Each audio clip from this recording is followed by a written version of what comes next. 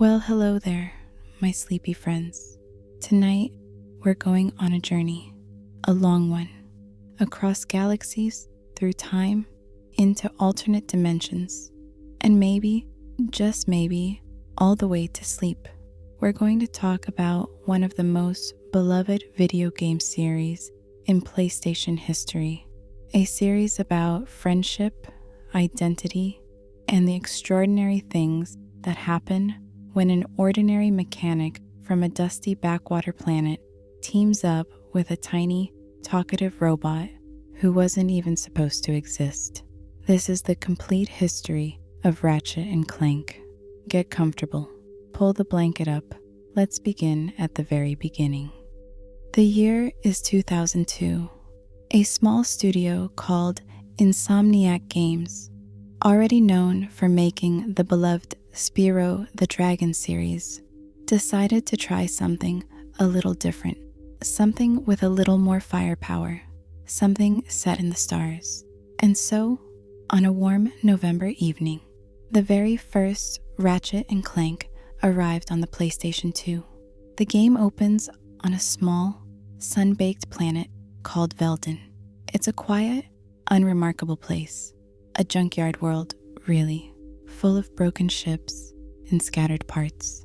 And living there, alone, is a young mechanic named Ratchet. Ratchet is a Lombax. Now, if you've never heard of a Lombax, picture a tall, athletic, humanoid cat person. Warm fur, big ears, and an energy that's somewhere between restless and hopeful. He's been alone on Veldin for as long as he can remember, with no family, no real history, and one big dream: to leave, to see the galaxy, to be something more than just the mechanic on a forgotten planet. One day, that dream arrives, quite literally from the sky, in the form of a small escape pod crashing into the hillside near his garage. Inside is a robot, tiny, round-headed, big green eyes. He's clearly been through something rough. His hull is dinged up and sparking, but he's alert and he's urgent. He carries a holographic map and a warning about a man named Chairman Alonzo Drek. Ratchet can't quite remember the robot's designation, something like B542967, so he gives him a nickname instead. He calls him Clank, after the little metallic sound the bot makes when he walks. It's such a small, sweet detail. Two beings without clear origins, and neither of them even goes by their real name. Clank, it turns out, was manufactured by Chairman Drek's company, but he came out defective, programmed with a conscience, and he escaped before he could be destroyed. He's seen Drek's plans, and they are terrible. Chairman Drek, you see, is in the real estate business, the intergalactic real estate business. His home planet is polluted beyond repair, so he's building a brand new world for his people, the Blarg, by literally tearing pieces off other planets and assembling them together. Every world he dismantles is left a barren, broken husk. Clank wants to warn someone. He'd heard of Captain Quark, a larger-than-life superhero, the most famous face in the Solana galaxy, and he figures if anyone can stop Drek, it's him. Ratchet, starry-eyed and eager to get off Veldin, agrees to help, so the two of them set off together. What follows is a rollicking adventure across dozens of strange and colorful planets, an alien city here, a militarized jungle there. They meet wonderful, bizarre characters, a nervous repairman named Al, a no-nonsense fitness instructor named Helga, and a philosophical plumber who keeps showing up in the most unlikely places. And then there's Captain Quark. He's not what Ratchet was hoping for. Beneath the heroic jawline and the dramatic poses is a man who is deeply, profoundly cowardly, and not above betrayal when it serves him. Quark ends up working for Drek, setting a trap for Ratchet and Clank that nearly kills them both. It's a formative disappointment for Ratchet, whose idol turns out to be hollow, but it also deepens the bond between the two of them. When your hero lets you down, the person standing beside you matters even more. In the end, Ratchet and Clank foil Drek's plan. The new planet is destroyed. Drek is dealt with. The Solana galaxy is safe. And as the dust settles, Clank turns to leave, quietly assuming that their partnership is finished. But Ratchet calls him back. He's not ready for this to be over. Neither, honestly, is Clank. They're friends now, real ones. A few months pass, and as it turns out, saving the galaxy doesn't come with an ongoing salary. Ratchet and Clank find themselves doing product endorsements, including, memorably, something called Groovy Lube, and things are a little slow. Then one day, they get a call from Abercrombie Fizzwidget, the CEO of a massive corporation called Megacorp, based in the neighboring Bogon galaxy. He has a job for them. A thief has stolen Megacorp's most prized creation, a small, cuddly creature called the Protopet, and he needs someone to retrieve it. Off they go to a whole new galaxy. While Clank enjoys the city life on Megacorp's generous expense account, Ratchet tracks down the thief and discovers she's a fellow Lombax named Angela Cross. Now, Ratchet didn't know there were other Lombaxes out there. He grew up alone, with no family, no history. Meeting Angela is quietly significant, even if the game doesn't make a huge deal of it at the time. Angela tells Ratchet something important. The Protopet isn't just a cute pet, it's dangerous, potentially catastrophically so. And Fizzwidget isn't who he seems. As the mystery unravels, we learn that Fizzwidget has been impersonated all along by none other than Captain Quark, who faked his own death after the last game and has been pulling strings from behind the scenes, hoping to stage a comeback by heroically saving the day from a monster he unleashed. The Protopet gets mega-sized. Quark's plan falls apart, as Quark's plans tend to do, and Ratchet and Clank save the Bogon galaxy, sending the Protopets back to their home planet safely. Another galaxy, another adventure, another reminder that Captain Quark will always make things worse. Back in Solana, something new is stirring. A villain has emerged, and this one is different. This one is smart, calculating, and deeply committed to his cause. His name is Dr. Nefarious. Nefarious is a robot. He wasn't always. Once, he was a living scientist, brilliant and arrogant, who was humiliated one too many times by Quark during their shared history. That humiliation curdled into something dark, and Nefarious eventually turned himself into a cold, mechanical being with one singular obsession: the eradication of all organic life. He's accompanied by his long-suffering butler Lawrence, a dry-witted robot who delivers deadpan commentary on his employer's schemes with impeccable timing. Nefarious has built an army of robotic soldiers called Tyrannoids, and he's converting organic beings across the galaxy into machines. The Galactic Rangers are struggling to hold the line. Enter Ratchet and Clank, freshly recruited back into the fight. And, in a twist that turns the stomach a little, they're joined by Captain Quark. He's been found living as a hermit, convinced he's a monkey. He gets better, mostly, and is eventually dragged back into service. The storyline of Up Your Arsenal is a fan favorite, and for good reason. It's funny, it's sharp, and it properly establishes Nefarious as one of gaming's great recurring villains. There's a running gag where his radio signal gets crossed, and he temporarily freezes mid-rant to broadcast soap opera episodes, which is somehow both absurd and endearing. In the end, Ratchet and Clank defeat Nefarious and his doomsday weapon, the Bio-Obliterator. Nefarious and Lawrence are blasted into deep space, presumably gone forever. They are not gone forever. The fourth game in the series is a darker one, a more solitary one. A mysterious organization called Dread Zone has been kidnapping heroes from across the galaxy, forcing them to compete in a gladiatorial combat show broadcast to billions of viewers. Think of it as the most horrifying reality TV ever conceived. Ratchet, Clank, and their friend Al are taken. In Dread Zone, heroes are fitted with combat bots and control collars set to detonate if they try to escape. Ratchet is thrown into the arena.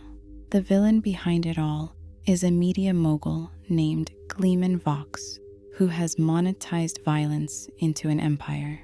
There's something quietly pointed about the satire here. The galaxy tunes in, entertained, while heroes suffer. Clank can't fight alongside Ratchet physically this time.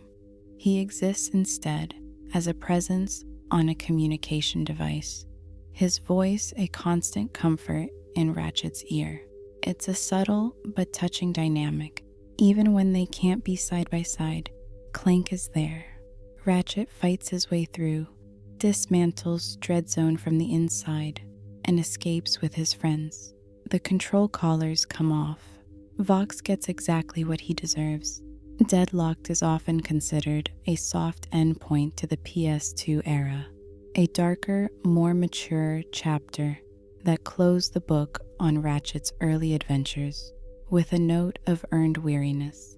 After everything he's been through, you can feel that Ratchet is ready for something new. Several years pass. Ratchet and Clank have retired from the Galactic Rangers. They're living quietly. Life is, for once, peaceful. It doesn't last. Tools of Destruction marks the beginning of what fans call the Future Saga, a trilogy of PS3 games that took the series to new emotional heights. With the power of the PlayStation 3 behind it, Insomniac went bigger on story, bigger on lore, and bigger on the mystery that had been quietly sitting at the heart of the series since the very beginning. Who is Ratchet? Where did he come from? What happened to the Lombaxes? It starts with an invasion. A vicious alien armada descends on Metropolis in the Solana galaxy, led by a tiny, self-important emperor named Percival Tachyon.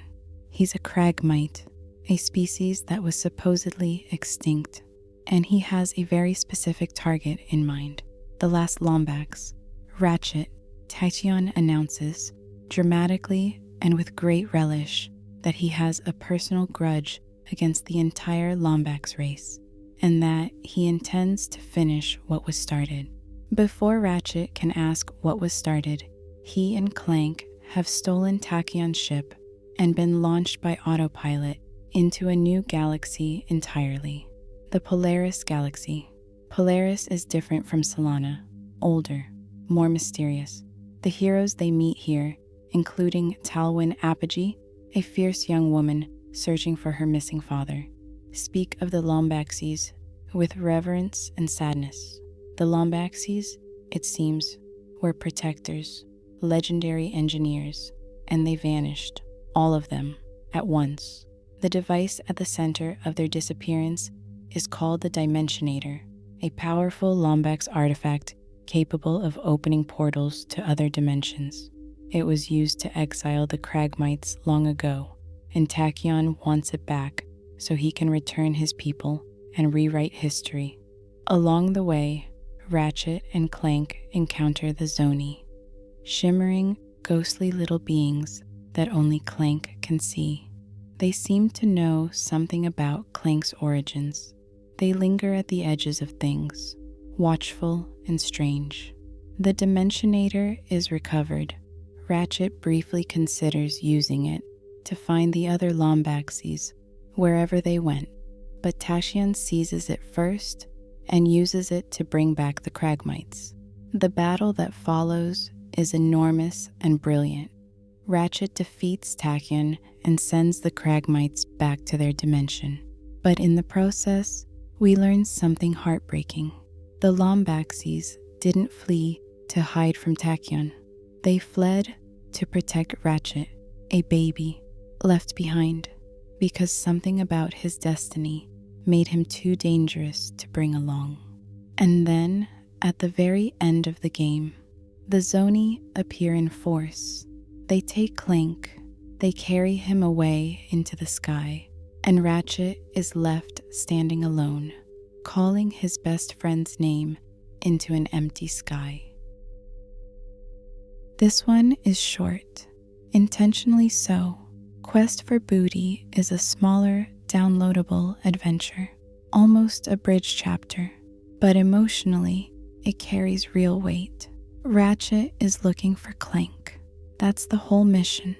Talwyn joins him, and together they follow a trail that leads through space pirate territory into the orbit of a mysterious captain named Angstrom Darkwater, and deep into places that would have been unthinkable before. The Zoni, it turns out, took Clank somewhere connected to a greater power, something ancient, something called the Great Clock. Ratchet doesn't find Clank here, not yet, but he gets closer, and the game ends with just enough resolution to remind you that Ratchet would cross every galaxy in existence to bring his friend home. And now we arrive at what many fans consider the emotional peak of the entire series.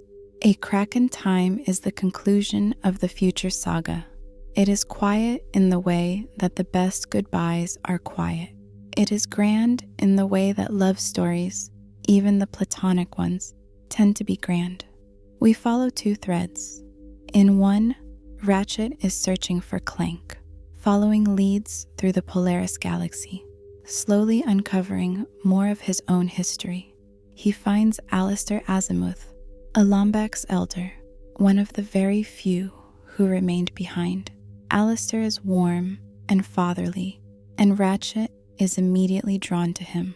For someone who has never had family, the experience of finding someone who knew the Lombaxes, who knew where he came from, is overwhelming. In the other thread, Clank awakens inside the Great Clock. The Great Clock is breathtaking in concept, a massive mechanical structure positioned at the exact center of the universe, built to maintain temporal stability. It keeps time itself from unraveling, and its creator and caretaker is Orvis, a Zoni elder who, it turns out, is Clank's father. Orvis designed Clank to one day take over the stewardship of the Great Clock. Clank spends the game learning to understand his own origins, his own purpose, and what it means to take care of something as fragile and essential as time itself. The villain this time is a familiar face in a new form, Dr. Nefarious, back from the depths of space, more unhinged than ever. He wants control of the Great Clock, not to destroy the universe, but to rewind it, to go back and win every battle he ever lost. It's a petty motive, dressed in apocalyptic stakes, and it's perfect. And then there is Alistair Azimuth. He too wants to use the Great Clock to bring the Lombaxes back, to undo the exile, to give Ratchet his people. His intentions are loving. His methods are catastrophic, using the clock to change the past would shatter causality itself. Ratchet has to stop him. It is one of the most genuinely sad moments in the series. Alistair, a man who loved Ratchet like a son, who carried the guilt of the Lombax exile for decades, cannot let go of the past. And Ratchet, who has spent his whole life dreaming of belonging, has to choose the future anyway. In the end, the clock is protected, Nefarious is defeated, and Clank, offered the chance to remain as the clock's guardian, makes a different choice. He goes home. To Ratchet, there's a moment near the very end, a single line from Orvus, echoing through Clank's memory, like something a father would say to a son setting off into the world. The universe has a wonderful sense of humor. The trick is learning how to take a joke. It lands with the weight of 100 quiet things. After the enormous, emotional journey of the future saga, the series took a bit of a breather. 2 co-op focused games came out in quick succession, and while neither is considered a high point for the narrative, they're worth mentioning. All 4-1 brought together Ratchet, Clank, Quark, and even Dr. Nefarious in an unlikely team-up, forced to cooperate against a greater threat. It's charming and silly in the way that Ratchet games can be when they're not trying to make you cry. Full Frontal Assault was even lighter, a brief tower defense style adventure featuring a one-note villain named Zurgo, a bitter former Quark fan with a grudge. Neither game moved the central story forward in a meaningful way, and both have largely faded from the conversation.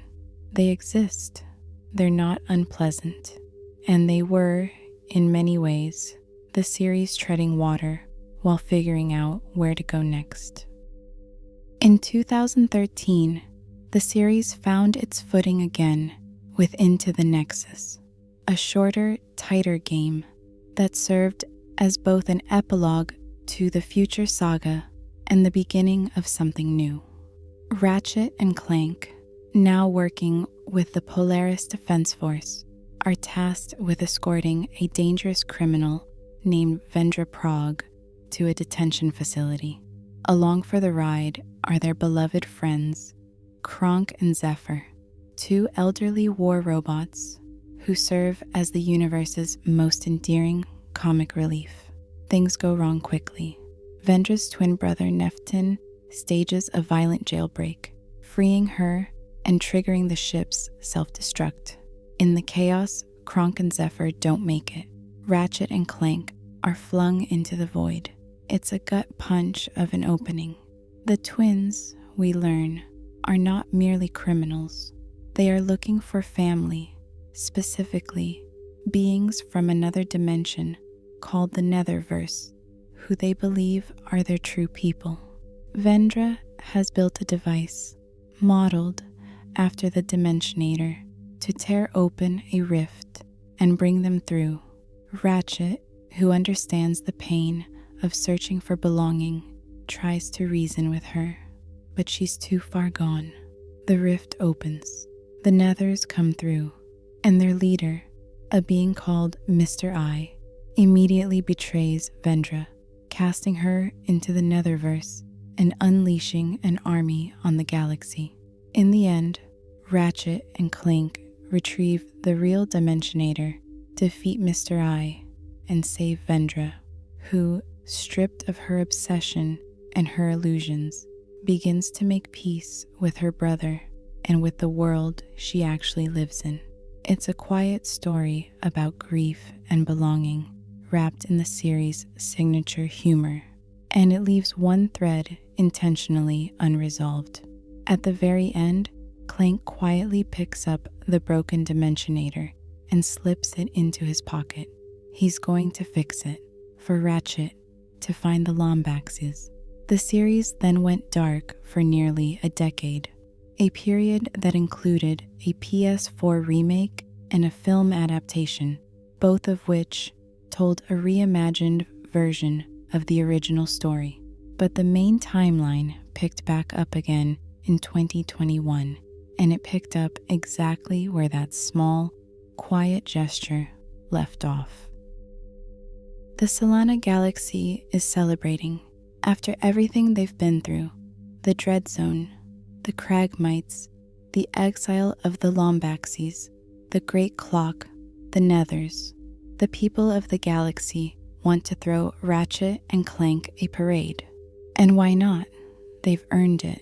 At the Festival of Heroes in Megalopolis, the culminating gift is revealed.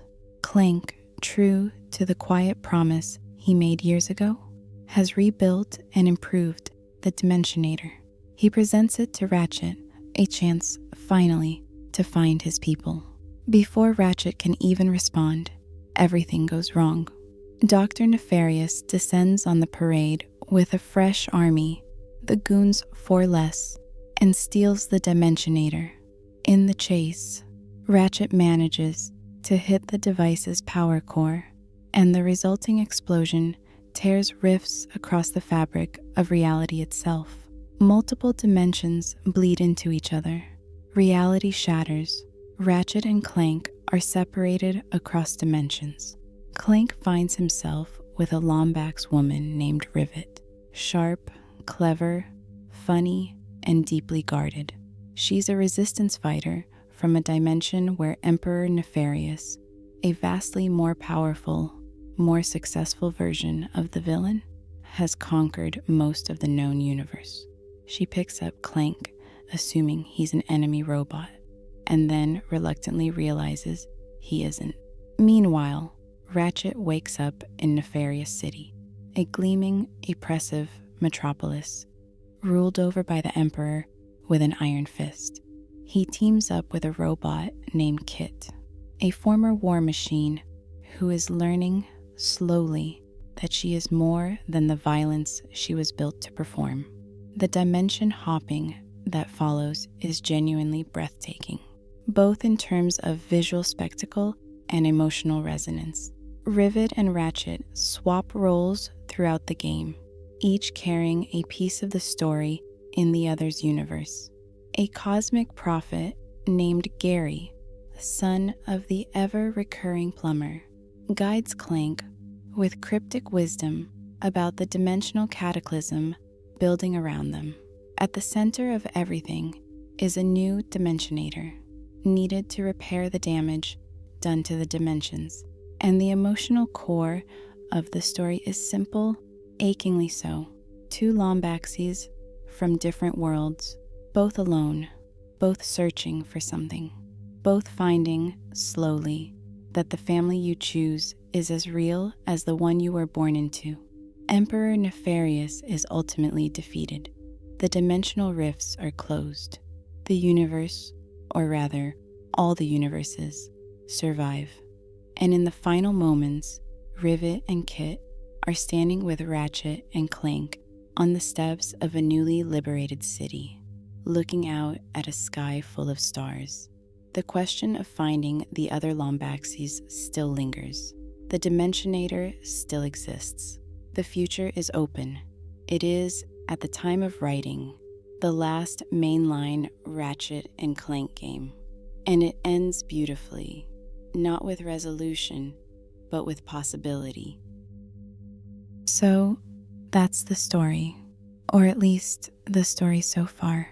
From a lonely mechanic on a dusty planet and a defective robot who didn't know where he belonged, to dimensional heroes at the center of a multiverse-spanning adventure that's still unfolding.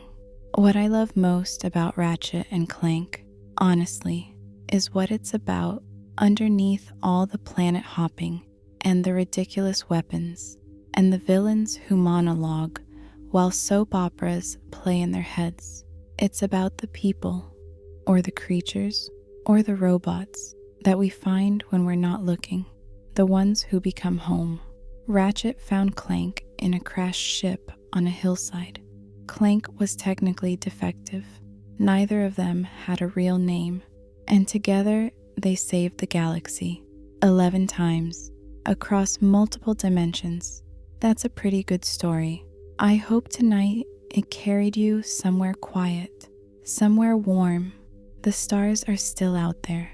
All those galaxies, all those planets, all those little robots with big green eyes and stories to tell. Sleep well. Well, hello there, my sleepy friends.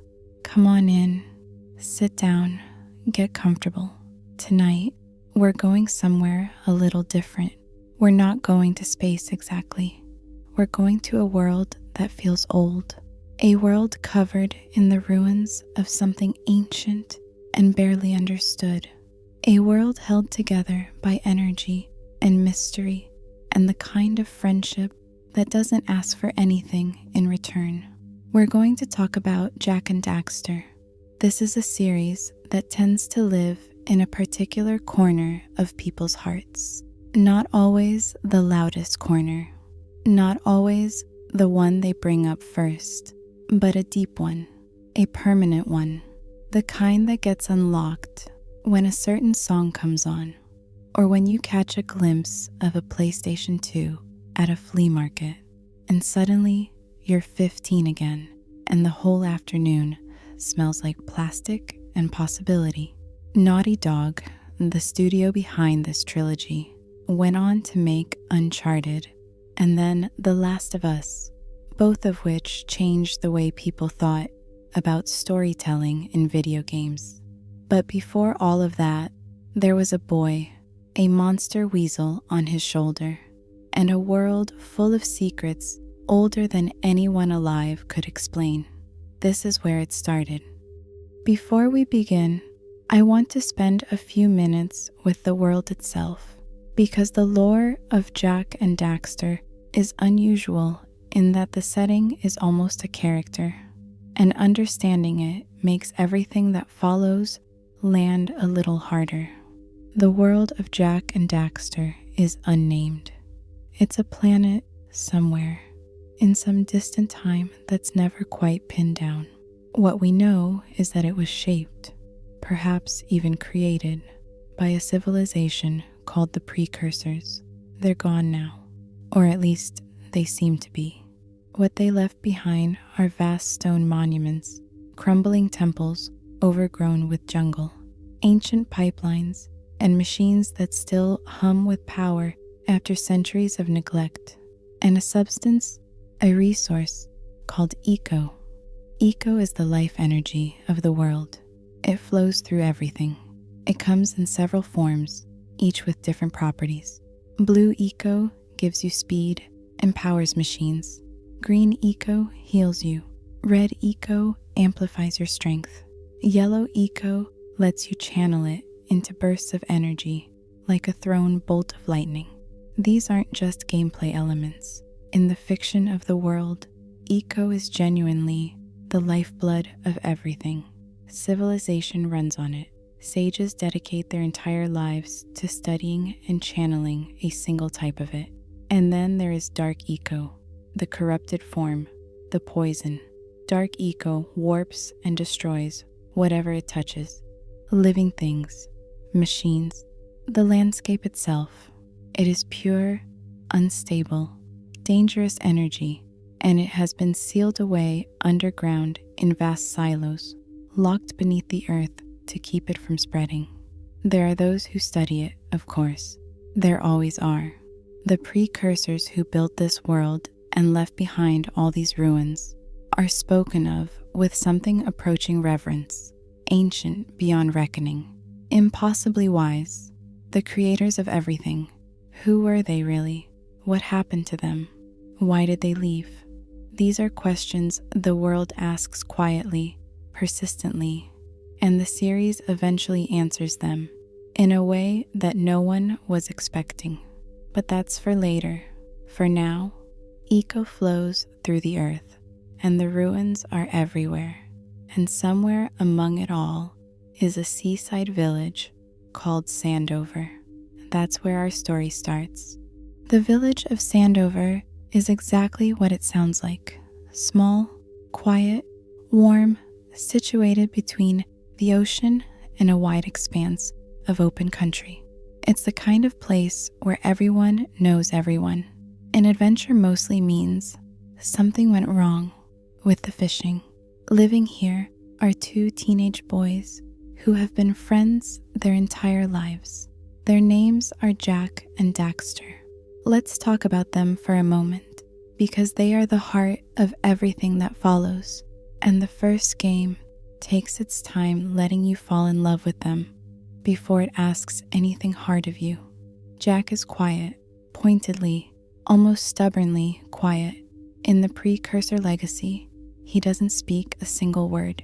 He has long, spiky green hair, a capable, athletic build, and the particular kind of reckless energy that belongs exclusively to teenage boys who haven't yet learned what fear is supposed to feel like. He's curious, he's brave, he's the kind of person who, when told not to go somewhere, immediately begins planning the trip. Daxter is his perfect complement. Where Jak is composed, Daxter is chaotic. He's short, expressive, perpetually running his mouth in a voice that somehow manages to be both charming and exhausting in equal measure. He tells stories about himself that are just slightly more heroic than what actually happened. He is, in every meaningful sense, the comic relief, and yet he is also fiercely, genuinely loyal in a way that the series will make you appreciate more and more as it goes on. Their mentor is a man named Samos Haggai, the village's green sage, a grumpy and cryptic old man who seems to know more than he lets on about most things, including Jak. He has a daughter, Kira, who is brilliant with machinery and who has a complicated, unspoken something with Jak that the games never quite resolve, but never entirely let go of either. The inciting event of the entire series is an act of pure teenage disobedience.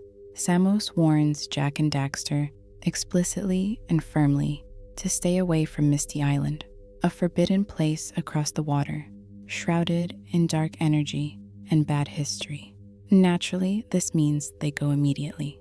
On Misty Island, they encounter lurkers, large, hulking creatures in service of someone unknown, loading barrels of dark eco onto a ship.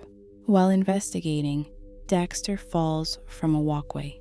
He reaches out, grabs for anything, and his hands find nothing but the lip of a vat of dark eco. He plunges in. When he surfaces, drenched, sputtering, disoriented, something is wrong. Daxter is no longer a human boy. He is smaller, furrier. His hands have become small paws. His nose has elongated.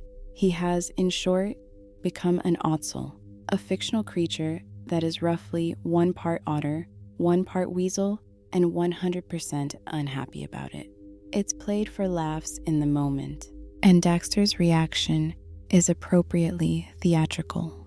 But it's also the wound that drives the entire first game, because Daxter is stuck like this until they can find someone who knows how to reverse it, and the only being powerful enough to do that is the dark eco sage himself, Gol Acheron. So off they go. Jak and Daxter, one riding the hoverboard, one perched on his shoulder, trying to maintain some dignity, set off across the world to find Gol Acheron and put things right. What follows is a journey that spans the length of the world as they know it, from the lush jungles near Sandover to the fire-scorched peaks of volcanic mountains, from ancient precursor temples to snow-blanketed northern wastes. The game takes its time. It breathes. Each region is a self-contained hub full of characters who need things done and secrets tucked into corners. Along the way, they encounter the other sages, the red sage, the yellow sage, the blue sage, each one missing, each one captured, each one held somewhere by Gol's lurker army.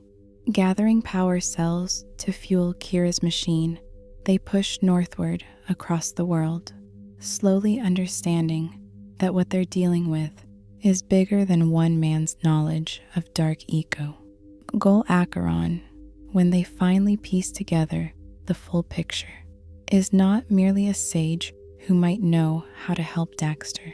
He has been corrupted by dark eco, consumed by it, twisted by it, transformed from a scholar into something that wants to use dark eco to scour the world clean of life.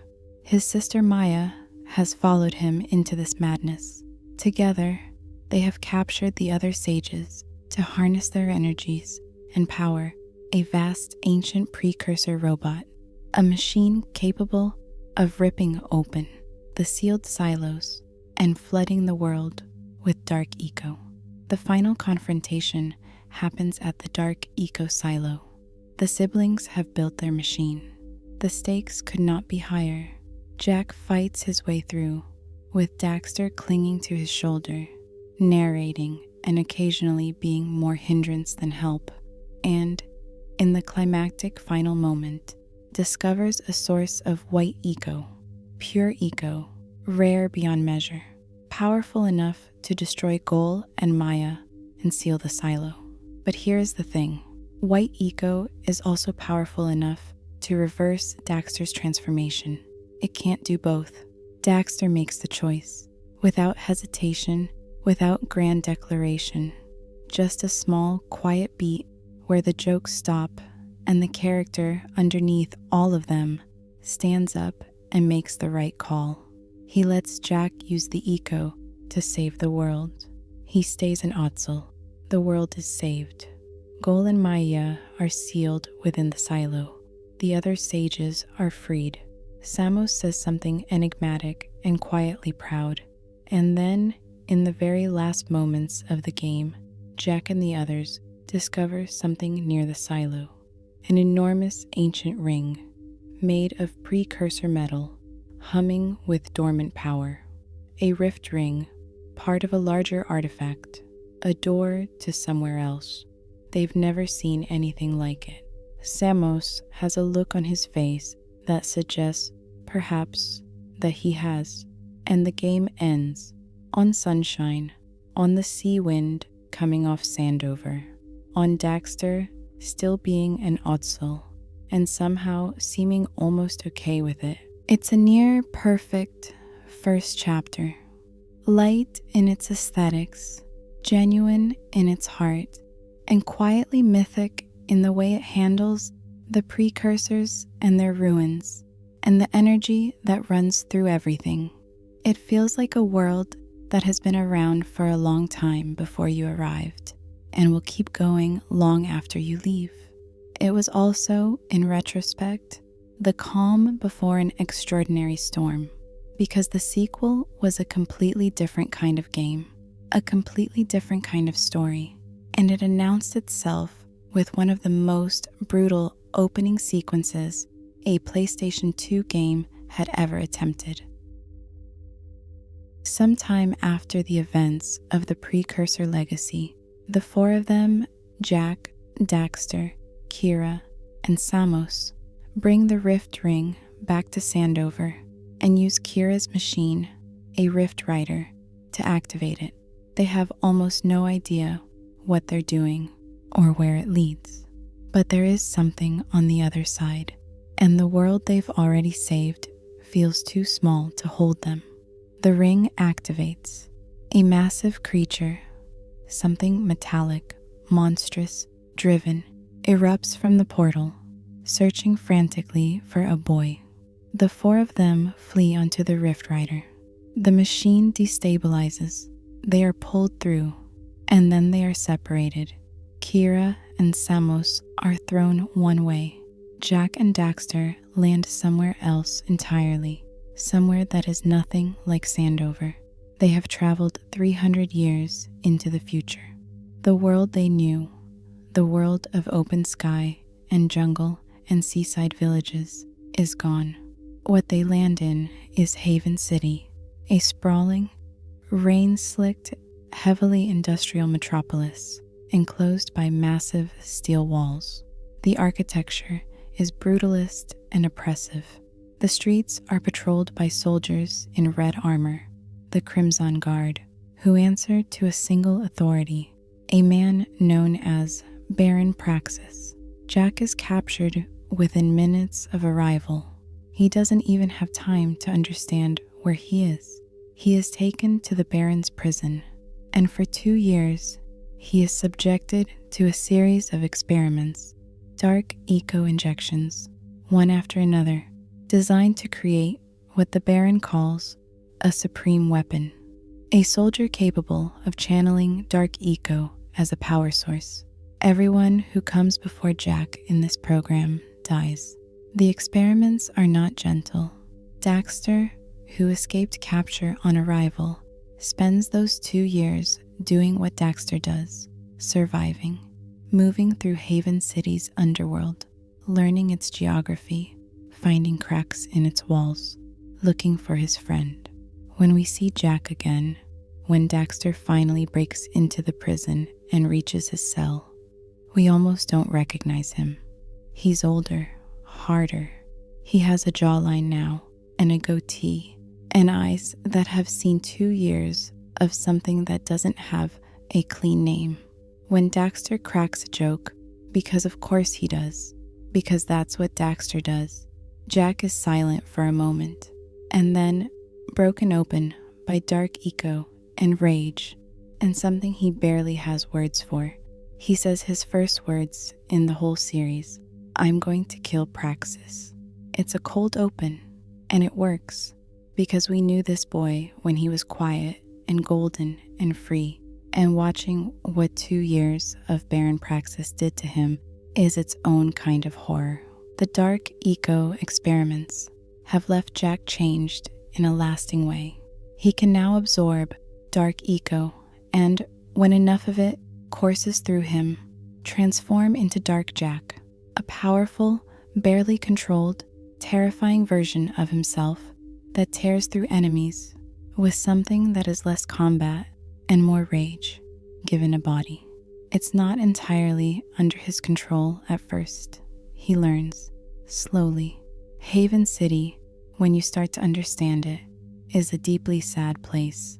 Baron Praxis, voiced with wonderful menace by actor Clancy Brown, presents himself to the population as their great protector, the man standing between them and the metal heads, enormous, intelligent, metallic exoskeletal creatures that have been besieging the city for years. His propaganda plays from speakers on every corner. His Crimson Guard enforce his will with casual brutality. What Jak slowly uncovers is the truth beneath the presentation. Praxis isn't just a tyrant, he's a corrupt one, in the specific and insidious way where the threat he claims to protect against has been quietly maintained to justify his own power. He has a secret arrangement with the metal head leader, just enough violence to keep the citizens afraid, not enough to actually destroy the city, all of it serving the Baron's throne. Jak joins the underground, a resistance movement working to depose Praxis and restore Haven City to something resembling freedom.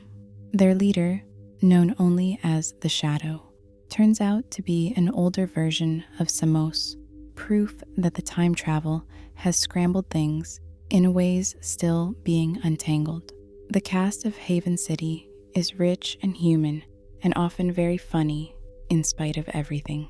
There's Torn, the stern, tattooed underground commander who gives you missions with the energy of a man who has run out of patience for the world but keeps showing up anyway.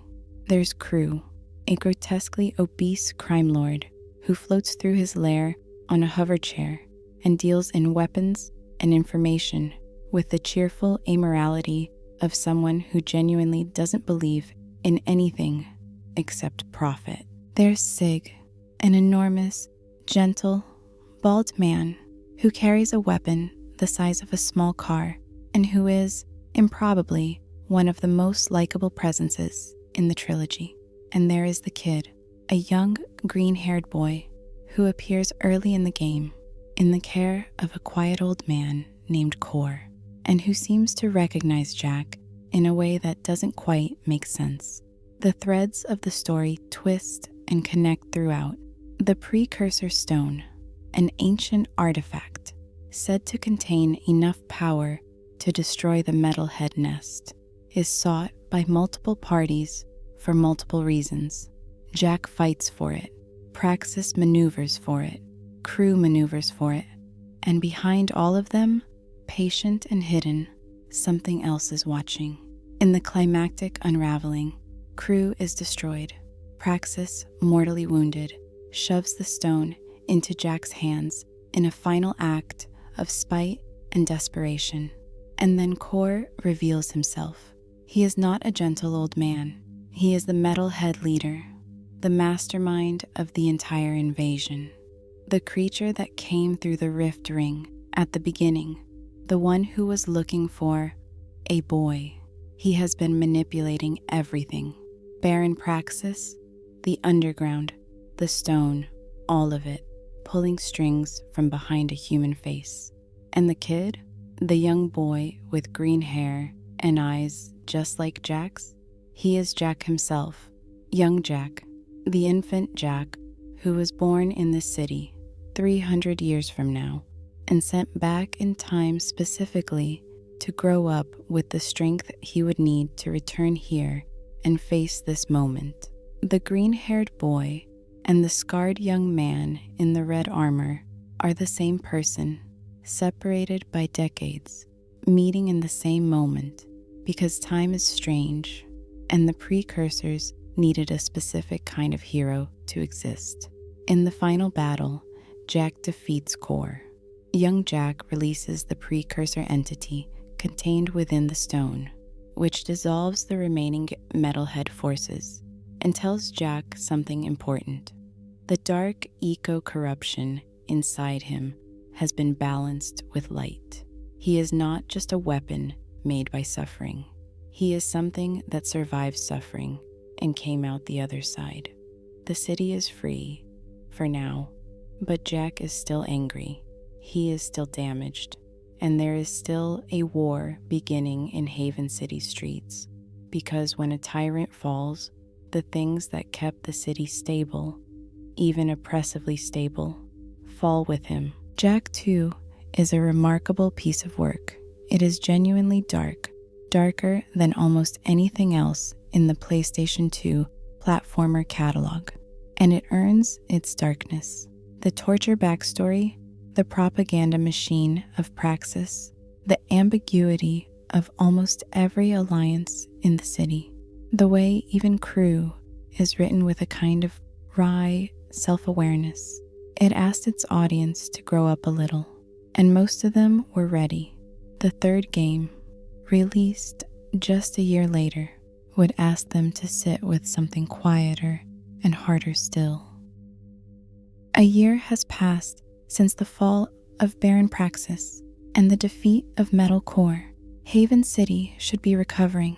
Instead, it's at war, again and worse. The surviving metalheads have regrouped, a new faction of robotic soldiers called the KG Deathbots, remnants of the Baron's old Crimson Guard, now repurposed by a familiar and very unpleasant enemy, has joined them. The Freedom League, Haven's fledgling new military, is barely holding the line, and Jak, the man who saved the city, is standing in a chamber before the Haven City Council, being blamed for all of it. The logic is, Jak worked alongside Crew. Crew allowed the metalheads access to the city. Core manipulated Jak. Ergo, somehow, Jak is responsible. There is also the matter of his dark eco powers, which the council finds destabilizing and frightening. Count Vager, an aristocratic, self-important member of the council who radiates the specific energy of a man who has never faced consequences, delivers the verdict with evident satisfaction. Jak is banished to the wasteland, left to die in the desert, with only Daxter, who refused to leave, and a small bird creature named Pecker for company. They walk into the desert. The heat is immense. The sand stretches in every direction, and eventually, all three of them collapse. They are found by a group of scavengers following a tracking beacon that Ashlyn, Haven's governor, and someone who opposed the banishment entirely, quietly slipped into Jak's pocket before he left. It is a small act. It saves his life. The scavengers bring them to Spargus City. Spargus is a revelation. Haven City was concrete and steel and shadow and propaganda speakers on every corner. Spargus is stone and wood and salt air perched on the edge of a desert ocean, populated entirely by people who were exiled from Haven and decided to survive anyway. It is harder and more honest than anything Haven ever managed. Its king is a large, weathered, quiet man named Damas. Damas informs Jak, matter-of-factly, that his life now belongs to Spargus because Spargus saved it. If Jak wants to earn a permanent place here, he has to prove himself as a warrior. Jak is in no position to argue. What follows is a quieter arc than anything in Jak 2, and I think it's the most emotionally interesting part of the trilogy. Damas is a father figure in the truest sense, not in a soft, gentle way, but in the way of someone who respects capability and tells hard truths and does not offer praise cheaply. He gives Jak missions. He watches how Jak handles them. Over time, something like warmth develops between them. Not spoken, not obvious, just present. And there are hints scattered throughout the early hours that Damas lost a son, that he had a child in Haven City before he was banished by Baron Praxis, that the child was taken from him. He carries it quietly, the way people carry things that have become load-bearing for their personality. You sense it rather than see it. While Jak is earning his place in Spargus, larger things are moving. The precursors begin communicating with him again through statues and visions. They speak of the Dark Makers, an ancient cosmic enemy. The Dark Makers, the precursors reveal, were once precursors themselves, long ago, before prolonged exposure to dark eco corrupted them beyond recovery. They are what you become when dark eco wins. They are Jak's dark form projected onto a civilizational scale. Their ship is approaching the planet, and if it arrives, they will terraform everything, remake the world in their image, which is a world of decay. Light eco enters the picture here. Jak begins gaining light Jak powers to balance his dark Jak abilities, healing, slowing time, a kind of radiant stillness that is the opposite of everything dark Jak represents. The two forms in him, rage and grace, destruction and protection, slowly learn to coexist. Back in Haven City, Jak discovers that an old enemy is behind the KG Deathbots. Errol, the former commander of the Crimson Guard, who was believed dead after a racing accident, has been rebuilt as a cyborg. He is now Cyber Errol, and he has allied with the Dark Makers, commanding their forces with the particular bitterness of a man who never got over losing. Jak splits his time between Spargus, the Wasteland, and Haven City, fighting on every front, slowly gathering the tools and allies he needs for a final confrontation. Sig is here, the giant, warm-hearted warrior from Jak 2, working as a spy for Damas and serving as one of the trilogy's most reliable presences. Kira is back, working on machines. Samos is back, being cryptically wise. And then comes the moment the game has been building toward. Jak and Damas are making a charge together through the desert, fighting their way through enemy territory toward the planet's core, where an ancient precursor defense system waits to be activated. They are in a vehicle. The vehicle is hit. It crashes. Jak survives. Damas does not. Damas is a father figure in the truest sense, not in a soft, gentle way, but in the way of someone who respects capability and tells hard truths and does not offer praise cheaply. He gives Jak missions. He watches how Jak handles them. Over time, something like warmth develops between them. Not spoken, not obvious, just present. and there are hints scattered throughout the early hours that Damas lost a son, that he had a child in Haven City before he was banished by Baron Praxis, that the child was taken from him. He carries it quietly, the way people carry things that have become load-bearing for their personality. You sense it rather than see it. While Jak is earning his place in Spargus, larger things are moving. The precursors begin communicating with him again through statues and visions. They speak of the Dark Makers, an ancient cosmic enemy. The Dark Makers, the precursors reveal, were once precursors themselves, long ago, before prolonged exposure to dark eco corrupted them beyond recovery. They are what you become when dark eco wins. They are Jak's dark form projected onto a civilizational scale. Their ship is approaching the planet, and if it arrives, they will terraform everything, remake the world in their image, which is a world of decay. Light eco enters the picture here. Jak begins gaining light Jak powers to balance his dark Jak abilities, healing, slowing time, a kind of radiant stillness that is the opposite of everything dark Jak represents. The two forms in him, rage and grace, destruction and protection, slowly learn to coexist.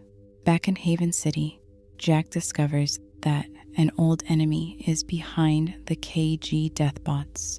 Errol, the former commander of the Crimson Guard, who was believed dead after a racing accident, has been rebuilt as a cyborg. He is now Cyber Errol, and he has allied with the Dark Makers, commanding their forces with the particular bitterness of a man who never got over losing. Jak splits his time between Spargus, the Wasteland, and Haven City, fighting on every front, slowly gathering the tools and allies he needs for a final confrontation. Sig is here, the giant, warm-hearted warrior from Jak 2, working as a spy for Damas and serving as one of the trilogy's most reliable presences. Kira is back, working on machines. Samos is back, being cryptically wise. And then comes the moment the game has been building toward. Jak and Damas are making a charge together through the desert, fighting their way through enemy territory toward the planet's core, where an ancient precursor defense system waits to be activated. They are in a vehicle. The vehicle is hit. It crashes. Jak survives. Damas does not. Damas is dying, and he knows it. He reaches out to Jak with something in his hand, a small amulet, a pendant. He tells Jak to find his son, the boy he lost, the one called Mar, and he shows him the amulet as proof of lineage, a symbol of the House of Mar. Jak looks at the amulet. He has seen it before. He has held it before on young Jak, on his own younger self in Jak 2. He realizes it with a clarity that lands like a stone in still water. Damas was his father, and Damas is dying, not knowing. Count Vager, because of course he's here, because that's exactly the kind of person Vager is, arrives in the aftermath and confirms it with theatrical glee. He was the one who took the infant Jak from Damas. He kidnapped the child to harness his eco abilities. He is responsible for the separation, and he delivers this information with the tone of someone who expects to be admired for it.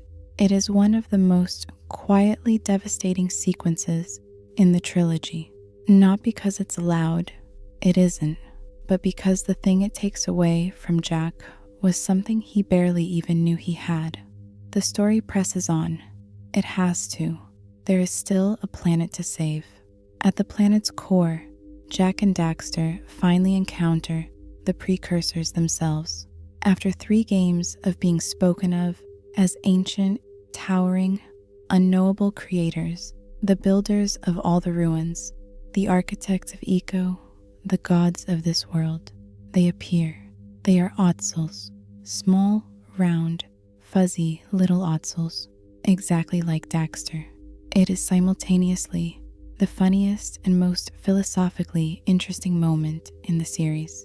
The great myth of the precursors collapses into something silly and warm and somehow right. The legend was real. The power was real. The builders of the world are also small creatures who move on little paws and have bright eyes. Count Vager, who has been obsessing over the precursors his entire life, who has committed terrible acts to reach this moment, who expected to be transformed into something divine, demands to be made like them. He gets his wish. He becomes an Otzel. He is furious about it in a way that is honestly extremely funny. The precursors send Jak and Daxter to slow the Darkmaker ship while the planetary defense system charges. The mission succeeds. The ship is destroyed.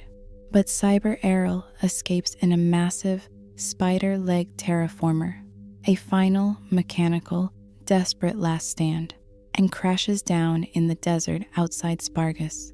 Jak destroys him in the desert with fire, and what the game implies is a considerable amount of pent-up feeling.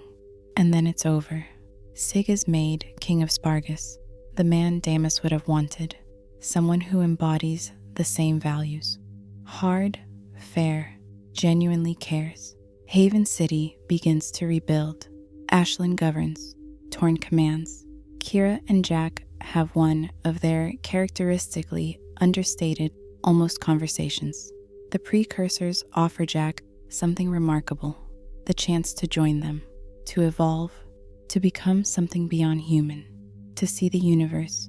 And Jak says no, because Daxter is here, and Jak is not leaving Daxter. The precursors, in their last act, offer Daxter his human form back. After everything, 3 games, a transformation, years as an Otzel, they can fix it. They ask if he wants to be human again. Daxter thinks about it for a moment. He asks for pants instead. He's grown into this, it seems. And Tess, his love interest, who has been around since Jak 2, is turned into an Otzel herself, apparently delighted.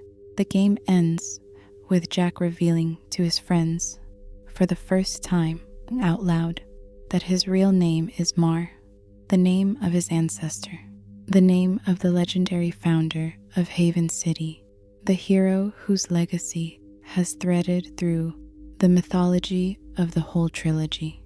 He was always the heir to that name, and he was always going to earn it by choosing people over power. The story of Jak and Daxter is, in many ways, a story about what happens to a person when the world is not kind to them. The first game is about innocence, about 2 boys and a terrible accident, and a world that is mostly still beautiful. The second game is about what 2 years of suffering does to a boy who hadn't quite finished becoming a man. And the third game is about the long, slow work of putting yourself back together, of finding new people to belong to, of accepting that grief and joy are not opposites, of figuring out who you are when the person you thought you were is gone. Jak goes from silent hero to broken weapon to something harder to define and more interesting. A person who has seen the worst of what the world can offer and who chooses every time to stay in it. For Daxter, for the people he's found, for the world that keeps needing him. And Daxter, loud, ridiculous, slightly exhausting Daxter, turns out to be, quietly, the backbone of the whole thing. He spent 2 years alone in a city that wanted to eat him alive, refusing to leave without Jak. He gave up his human form to save the world without making a speech about it. He stayed an Otzel through everything, and at the end, when offered the cure, he asked for pants. That's the series, really. That's the heart of it. 2 friends, impossible circumstances, and the particular, stubborn, unglamorous kind of love that just keeps showing up. I hope tonight it carried you somewhere soft, somewhere with a little sunshine even in the dark. Rest well. Well, hello there, my sleepy friends. Close your eyes if you'd like, or let them grow heavy. There's no rush here. Tonight, we're going somewhere soft and familiar, back to the rooftops of a world painted in warm shadows and gentle rain, where a raccoon in a blue hat moved like a whisper through the night. This is the story of Sly Cooper. A thief, yes, but one with a code, one with a heart, and one with a family that no matter how far apart they drifted, always found their way back to each other. It's a long story, full of quiet moments and grand adventures, told across 4 beautiful games and many years. So settle in, let your breathing slow, and let the world of Sly Cooper come to you, gently, like a memory you forgot you had. Our story begins, as so many do, with a loss. Sly Cooper was just a small child, barely old enough to understand what was happening, when a group of villains called the Fiendish Five broke into his home. They were after something very specific, the Thievius Raccoonus, an ancient book that had been passed down through the Cooper family line for generations. It was no ordinary book. It was a collection of secrets, thieving techniques, stealth arts, and hard-earned wisdom compiled by every master thief in Sly's long ancestry. The Fiendish Five took the book apart, dividing its pages among themselves and scattered into the world. And Sly's father, the man who was supposed to teach him everything, was taken away from him that night. Sly grew up in an orphanage, but he wasn't alone. He made 2 friends there who would stay with him for the rest of his life. Bentley, a gentle and brilliant turtle who became the brains of the group, and Murray, a warm-hearted hippopotamus who became their driver, their muscle, and one of the most loyal souls you could ever hope to meet. By the time they were young adults, the 3 of them had formed the Cooper Gang, and Sly had made a quiet, steady promise to himself. He would find the Fiendish Five, reclaim the pages of the Thievius Raccoonus, and honor his father's memory. Their first target was Raleigh the Frog, a bloated aristocrat who lurked aboard a massive mechanical ship somewhere in the misty waters of a place called Mesa City. Raleigh was soggy and self-important, surrounded by his own sense of grandeur, but Sly moved through his ship like smoke, slipping past guards, leaping across platforms, collecting clues and keys one careful step at a time. In the end, Raleigh fell. Next came Mugshot, a brutish bulldog with more muscles than sense, who had turned a desert town called Mesa City into his own personal fortress. His gym was a maze of neon and danger. But again, Sly was patient. He moved through the shadows. He found his way. And Mugshot, for all his bluster, couldn't stop what he couldn't catch. Then there was Ms. Ruby, a crocodile deep in the swamps of Haiti, who practiced a strange and eerie voodoo.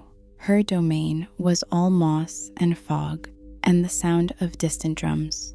It was one of the more unsettling places the gang had visited. But Sly pressed on, step by careful step, until Ms. Ruby too was defeated. The Panda King came after that, a fireworks master in the mountains of China, cold and proud, who used his craft not for celebration, but for destruction. His fortress was wreathed in snow and exploding light. Sly had to climb through all of it to reach him. And reach him he did. Finally, there was the leader of the Fiendish Five, Clockwork, an ancient owl consumed so thoroughly by hatred and jealousy of the Cooper bloodline that he had replaced every part of himself with machine. He had lived for centuries, sustained by his obsession, and he had waited a very long time for this confrontation. The battle against clockwork was the hardest thing Sly had ever faced. But when it was over, when the last gear had gone still and the last light had faded, Sly stood in the wreckage, holding the recovered pages of the Thievius Raccoonus. It wasn't quite what he had expected that moment. The book was his again, but his father was still gone. Still, there was something else too, something that settled quietly in his chest as he stood with Bentley and Murray beside him. A sense of purpose, a sense of who he was. He was a Cooper, and the Cooper line endured. Some time had passed since the defeat of clockwork. The world had moved on, as worlds do, but Sly Cooper had not forgotten the mechanical owl. In fact, he had gone back to the museum where clockwork's remains were being stored for study, only to find that they were gone. Every last piece, scattered and stolen. This was a problem, because clockwork's parts were dangerous. Infused with something ancient and hateful, they had a way of corrupting whoever held them, and someone was collecting them. That someone turned out to be the Claw Gang, a loose alliance of criminals, each of whom had gotten their hands on a different piece of the owl. There was Dimitri, a vain and eccentric lizard who had turned his nightclub into an art forgery operation.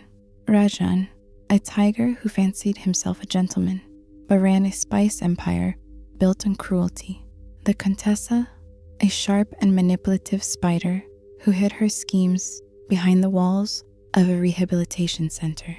Jean Bisson, a lumbering bison from a forgotten era, obsessed with progress and expansion. And at the top of it all, Arpeggio, a small, frail parrot with enormous ambitions. What the Cooper gang didn't know at first was that there was someone else involved, someone close. Her name was Carmelita Fox, an Interpol inspector who had been chasing Sly for years, not just out of duty, but out of something more complicated. A mix of frustration, admiration, and a connection neither of them quite knew what to do with. Carmelita was fierce and determined, and she never stopped coming after him. But there was also someone else, Nayla, a tiger, who presented herself as Carmelita's partner. Nayla was charming and helpful, and seemingly on the right side of things. She was, of course, not. The gang moved through Europe and Asia, dismantling the Claw Gang one piece at a time. Paris first, where Dimitri's forgery operation was hidden beneath the glow of black lights and the thump of music. Then a beautiful, rain-soaked India, where Rajan's palace and jungle compound held some of the most memorable moments of the entire series. The gang dressing up, infiltrating a party, stealing a gem right out from under a ballroom full of criminals.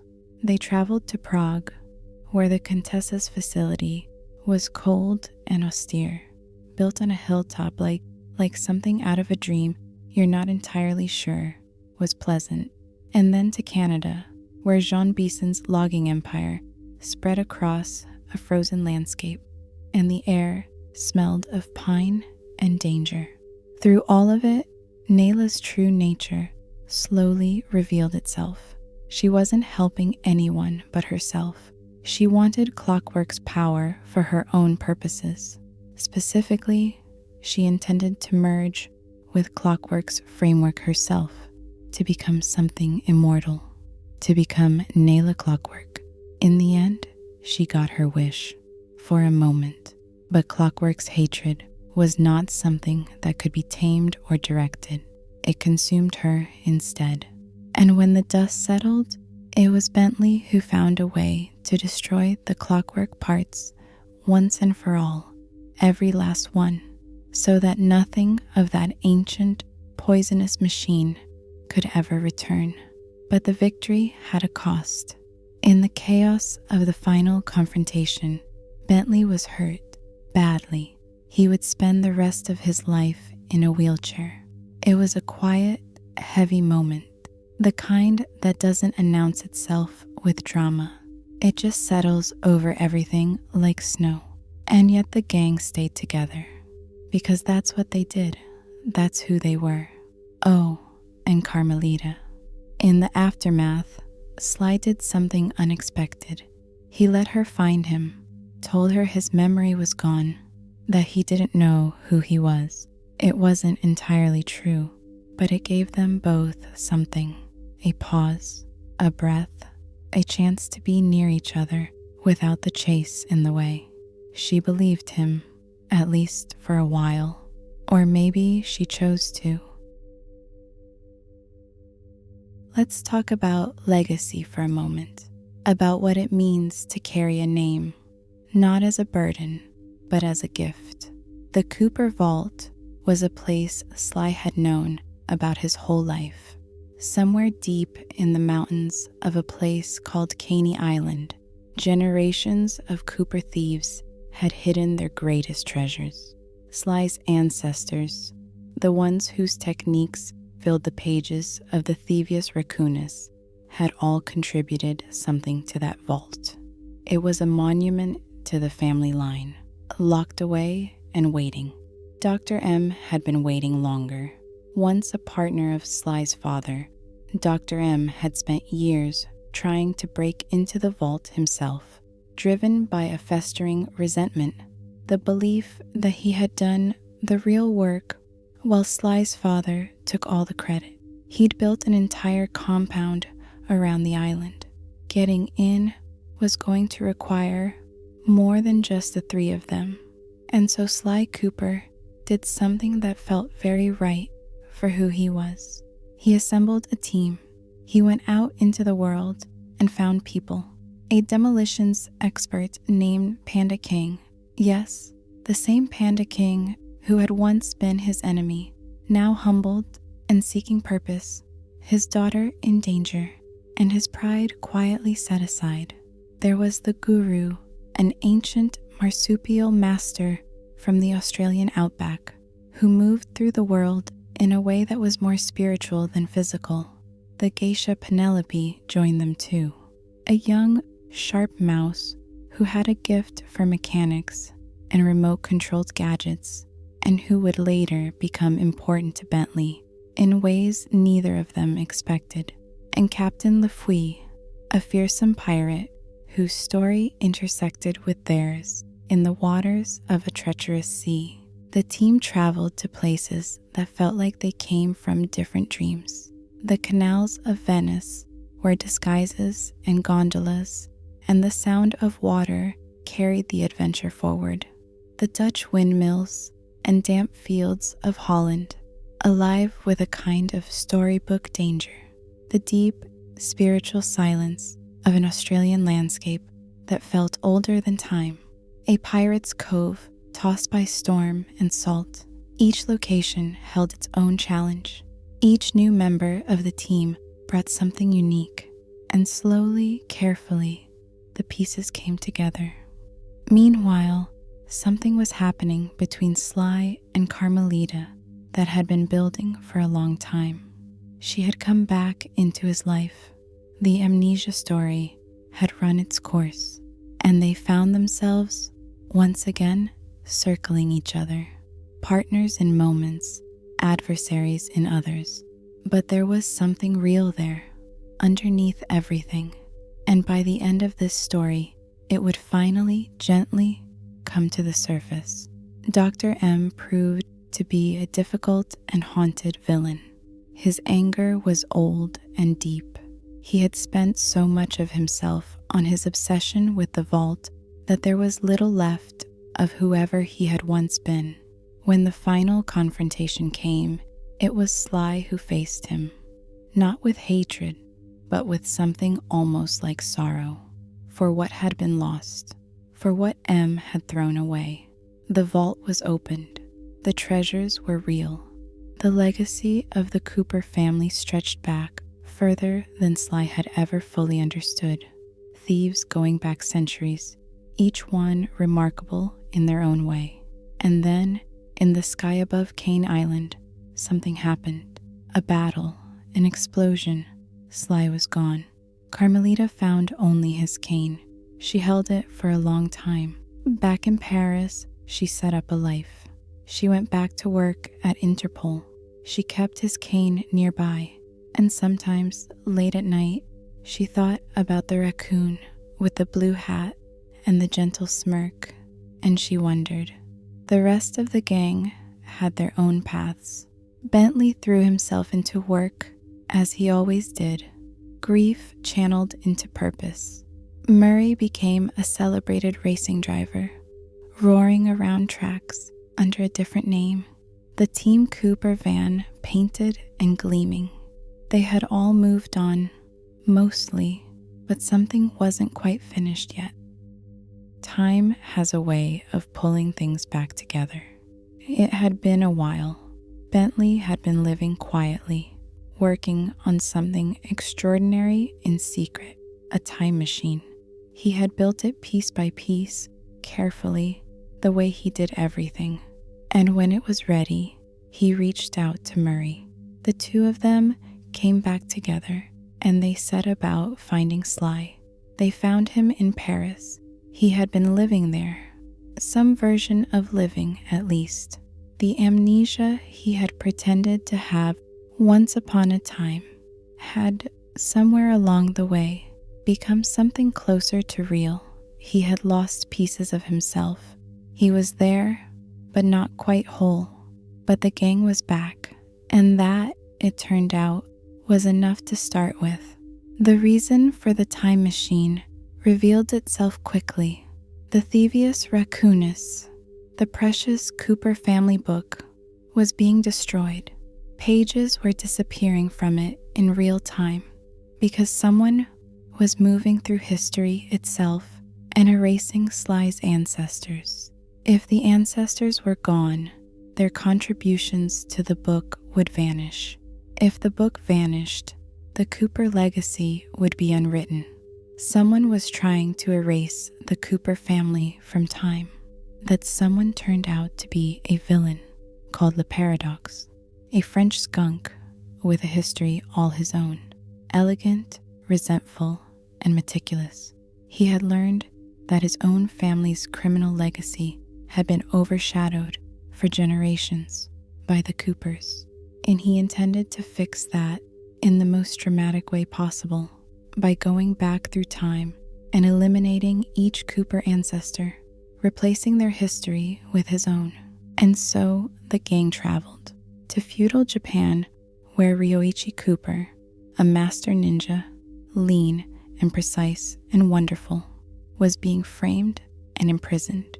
His sushi restaurant shuttered, his art of silent movement at risk of being lost to history. The Japan of this era felt like a painting come to life, all mist and lantern light, and the weight of an ancient code of honor, to medieval England, where Bob Cooper, a round and surprisingly acrobatic knight, had been frozen in ice by Le Paradox's agents. England felt huge and cold and full of castle walls and muddy courtyards, a place where honor and ambition clashed in ways that echoed across centuries. They went to the American frontier, the era of cowboys and dust and wide open skies, where Tennessee Kid Cooper, a quick draw artist with a gift for rail walking and cane tricks, was in trouble with the law. Tennessee was charming and loose-limbed and a little reckless, the way people get when they're very good at something and they know it. Then to ancient Arabia, where Salim al-Kupar, one of the greatest thieves in Cooper history, moved through a world of golden dunes and towering minarets, his 40 thieves scattered and his legend under threat. And finally, to prehistoric times, where Bob, an ancestor so ancient that he predated written language, lived among glaciers and enormous creatures, and where the gap between Sly and the very beginnings of his family line finally closed. Through all of it, Bentley was brilliant and warm, and quietly carrying the weight of leadership with more grace than he gave himself credit for. Murray was loyal and strong and funny, and he kept the van running and the heart of the team beating. Carmelita joined them. Of course she did. She always found her way back. She fought alongside them, this time not as a pursuer, but as something that felt more honest, a partner. And Sly, slowly across all that time and all those ancestors, something was returning to him. Not just memories, but something harder to name. A sense of continuity, of belonging to something larger than himself. The final confrontation with Le Paradox took place in the skies above Paris in a blimp, because of course it did. Le Paradox was defeated. The timeline was preserved.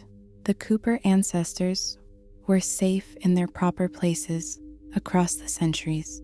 But then, at the very end, in the moments after the victory, Sly was pulled somewhere, back through time, accidentally, to ancient Egypt.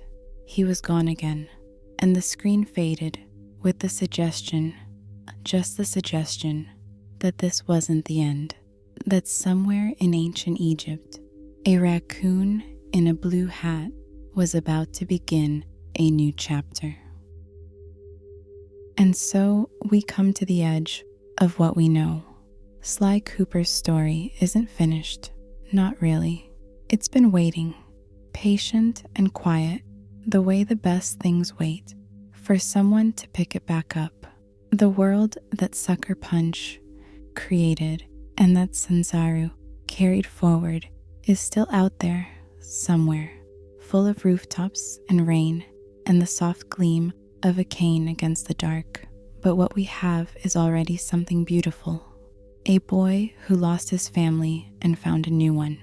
A turtle who built not just machines, but a life, piece by careful piece. A hippopotamus who drove the van and held the group together with his steadiness and his warmth.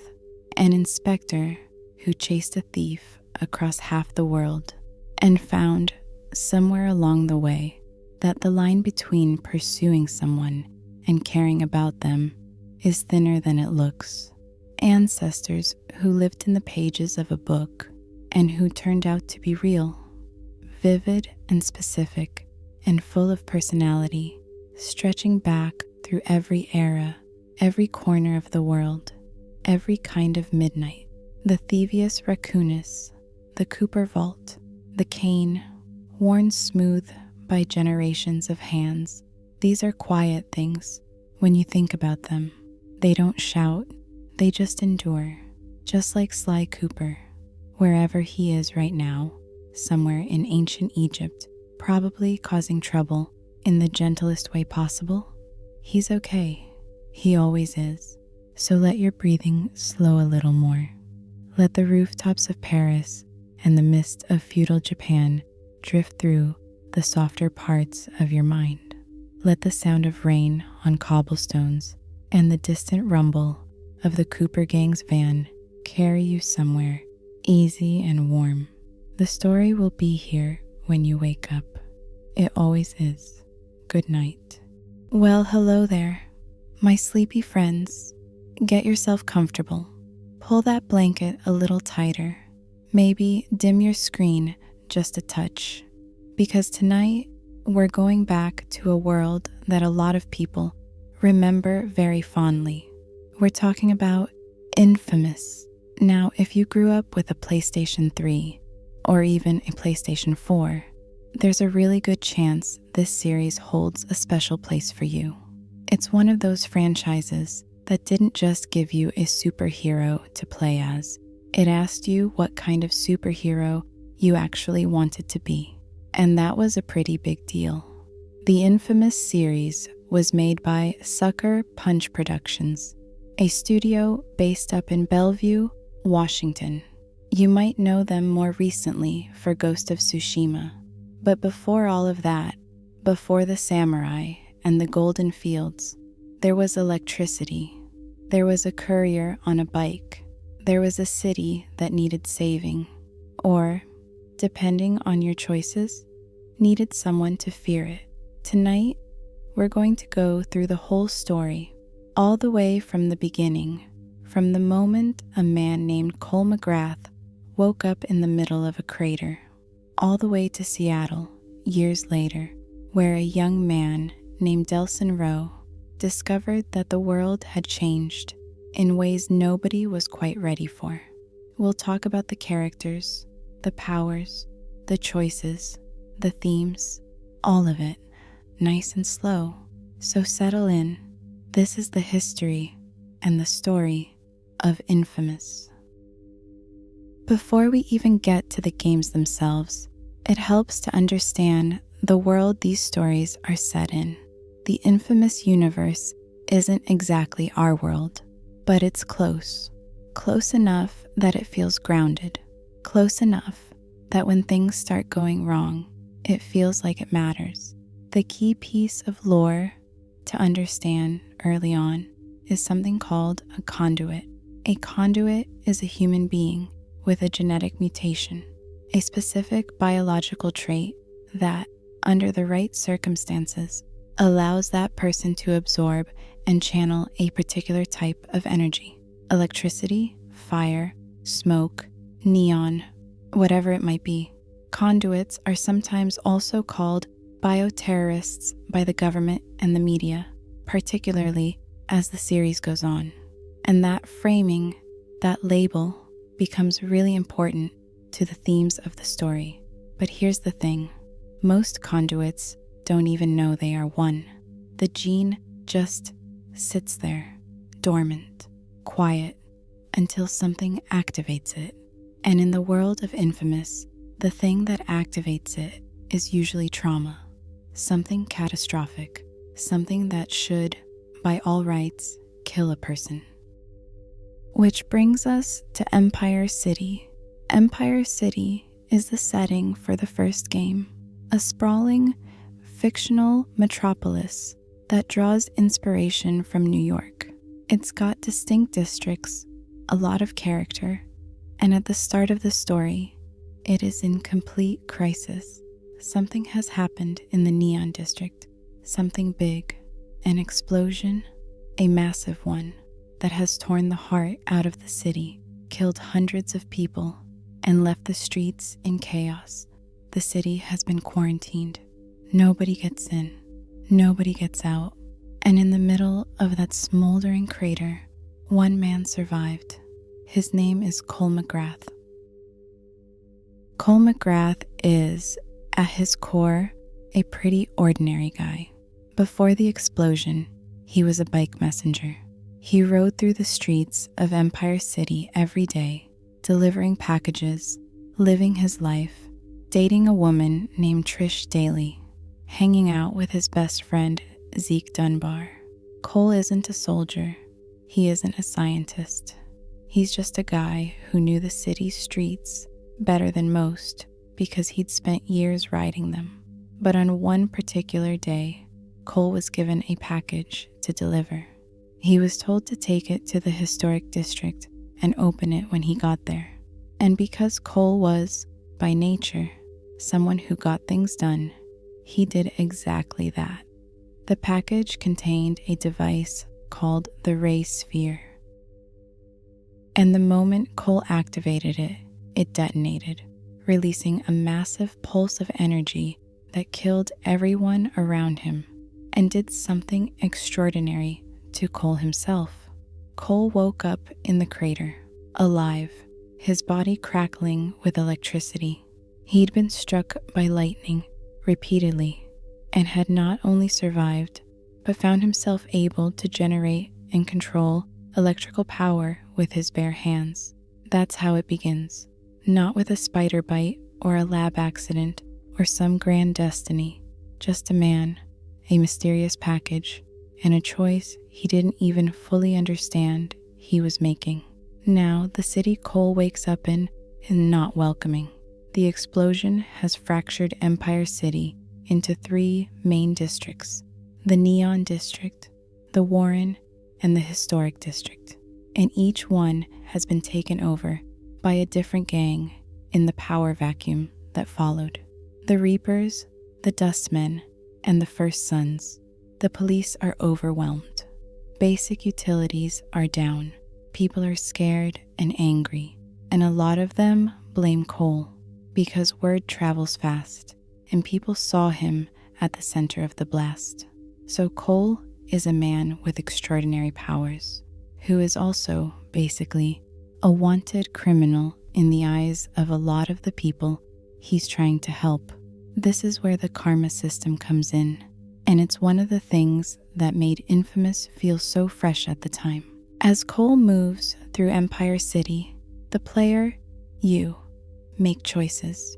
You can use your powers to protect people, restore infrastructure, push back the gangs, and earn the trust of the citizens.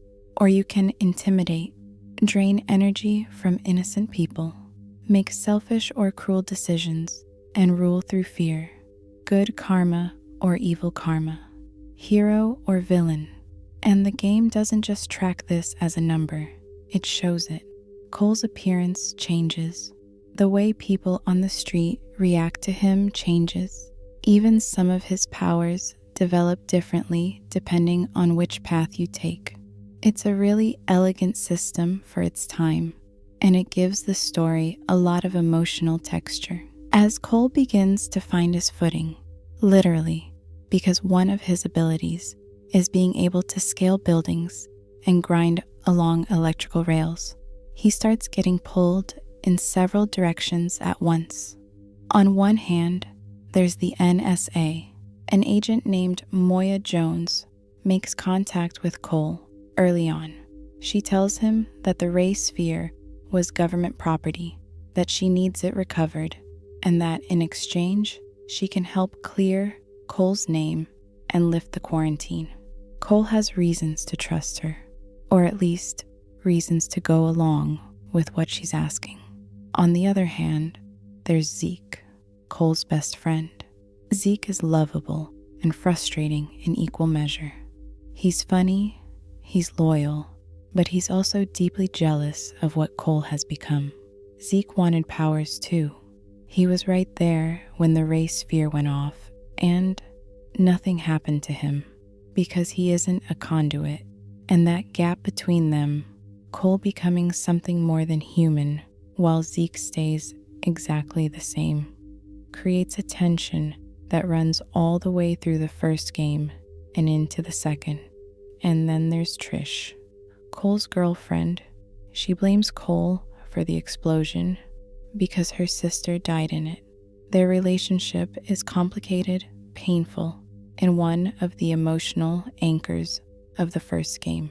As Cole works through the 3 districts, restoring power, taking down gang leaders, piecing together what happened, he keeps encountering a mysterious figure who seems to be orchestrating events behind the scenes.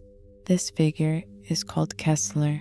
As Cole begins to find his footing, literally because one of his abilities is being able to scale buildings and grind along electrical rails, he starts getting pulled in several directions at once. On one hand, there's the NSA. An agent named Moya Jones makes contact with Cole early on. She tells him that the Ray Sphere was government property, that she needs it recovered, and that in exchange, she can help clear Cole's name and lift the quarantine. Cole has reasons to trust her, or at least reasons to go along with what she's asking. On the other hand, there's Zeke, Cole's best friend. Zeke is lovable and frustrating in equal measure. He's funny, he's loyal, but he's also deeply jealous of what Cole has become. Zeke wanted powers too. He was right there when the Ray Sphere went off, and nothing happened to him because he isn't a conduit. And that gap between them, Cole becoming something more than human while Zeke stays exactly the same, creates a tension that runs all the way through the first game and into the second. And then there's Trish, Cole's girlfriend. She blames Cole for the explosion because her sister died in it. Their relationship is complicated, painful, and one of the emotional anchors of the first game. As Cole works through the 3 districts, restoring power, taking down gang leaders, piecing together what happened, he keeps encountering a mysterious figure who seems to be orchestrating events behind the scenes. This figure is called Kessler. Kessler is the leader of the First Sons, the most sophisticated and dangerous of the 3 factions. He's cold, methodical, and seems to know things about Cole that he shouldn't. He keeps appearing, always ahead of Cole, always one step removed, and the encounters between them feel deeply personal in a way that Cole can't quite explain. The mystery of Kessler is the spine of the first game's story, and the reveal is genuinely one of the best twists in the franchise. But we'll get there. Along the way, Cole is also confronted with increasingly difficult moral choices, the kind the game frames in ways that don't always have a clean answer. At one point, there's a plague spreading through the city, and the only way to distribute a cure quickly involves Cole making a decision that will save some people and doom others. It's the kind of moment that stuck with players for a long time, and through all of it, Cole is growing stronger. His lightning abilities expand. He can shoot bolts, create shockwaves, glide on air currents, ride magnetic rails. He starts to feel like something genuinely powerful, genuinely different, and the game asks, what do you do with that? Who do you become? Eventually, Cole tracks down the Ray Sphere and Kessler in the historic district, and that's when everything that has been building comes to a head. Kessler reveals the truth. He is Cole McGrath from the future, a version of Cole who, faced with a terrible threat, a being called the Beast, chose to run rather than fight, chose to save himself and the people he loved instead of standing his ground. And in doing so, he lost everything: Trish, the city, eventually the world. So this future Cole, Kessler, traveled back in time. He put the Ray Sphere in Cole's hands. He engineered the explosion.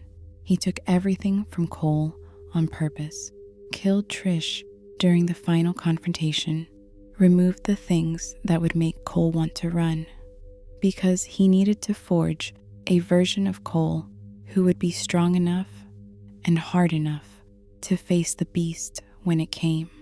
It's a brutal, tragic twist, and it reframes everything that came before it. Cole defeats Kessler, but the victory is hollow. Trish is gone. The city is still broken, and somewhere out in the world, the beast is coming. Take a breath here if you need one.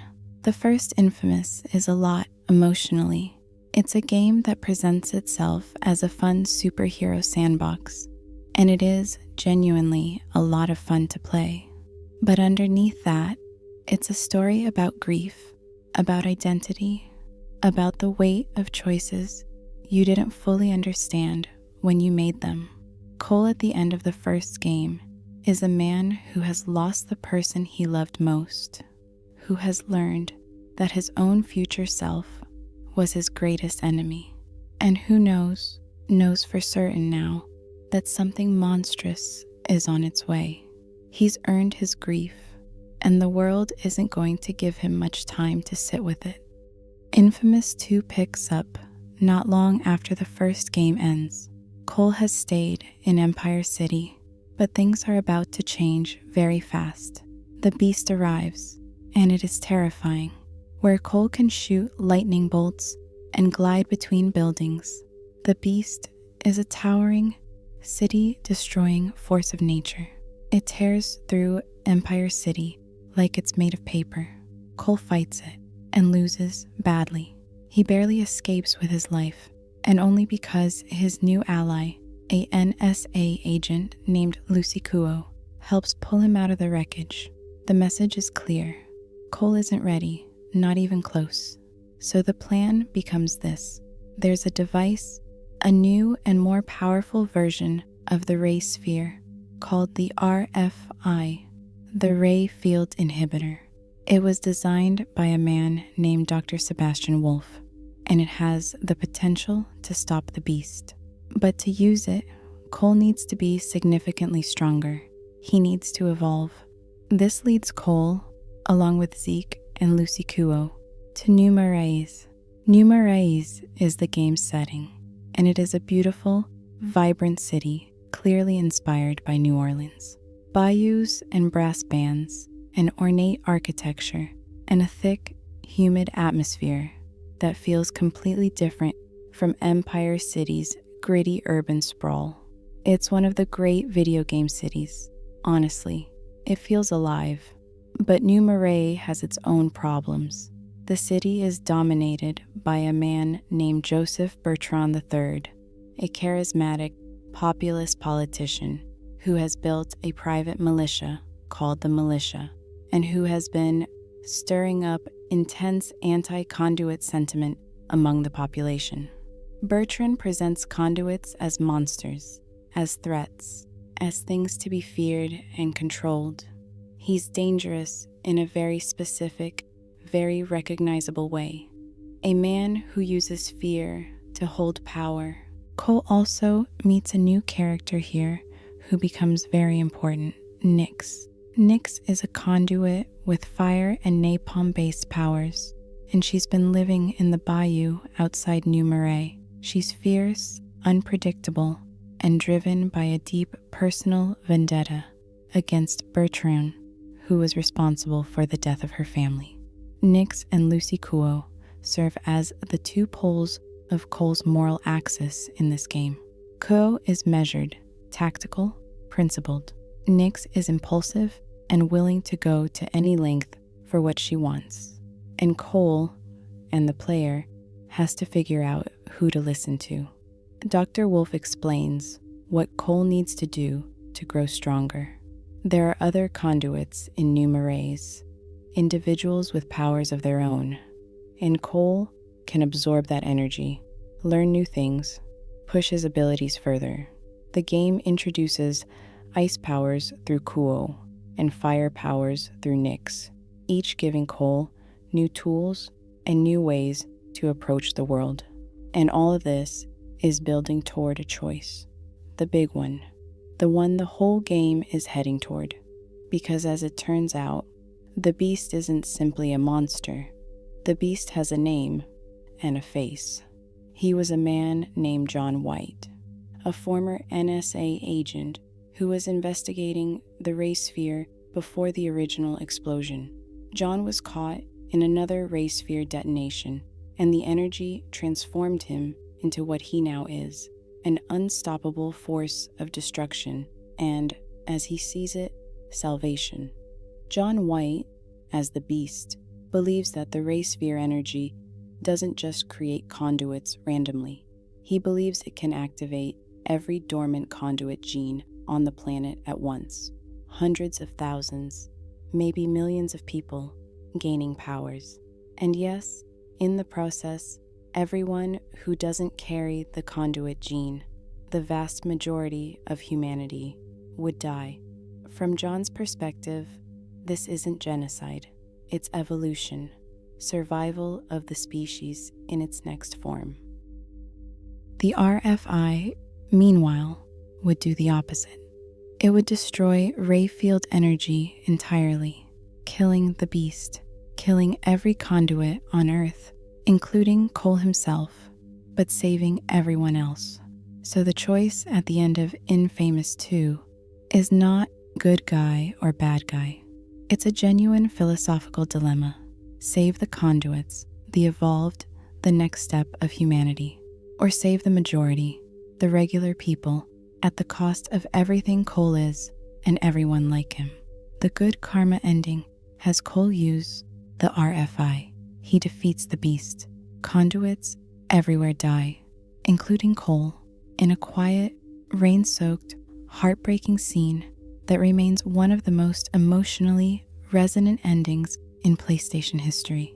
Zeke holds him. The world is saved. Cole is gone. The evil karma ending has Cole join the beast.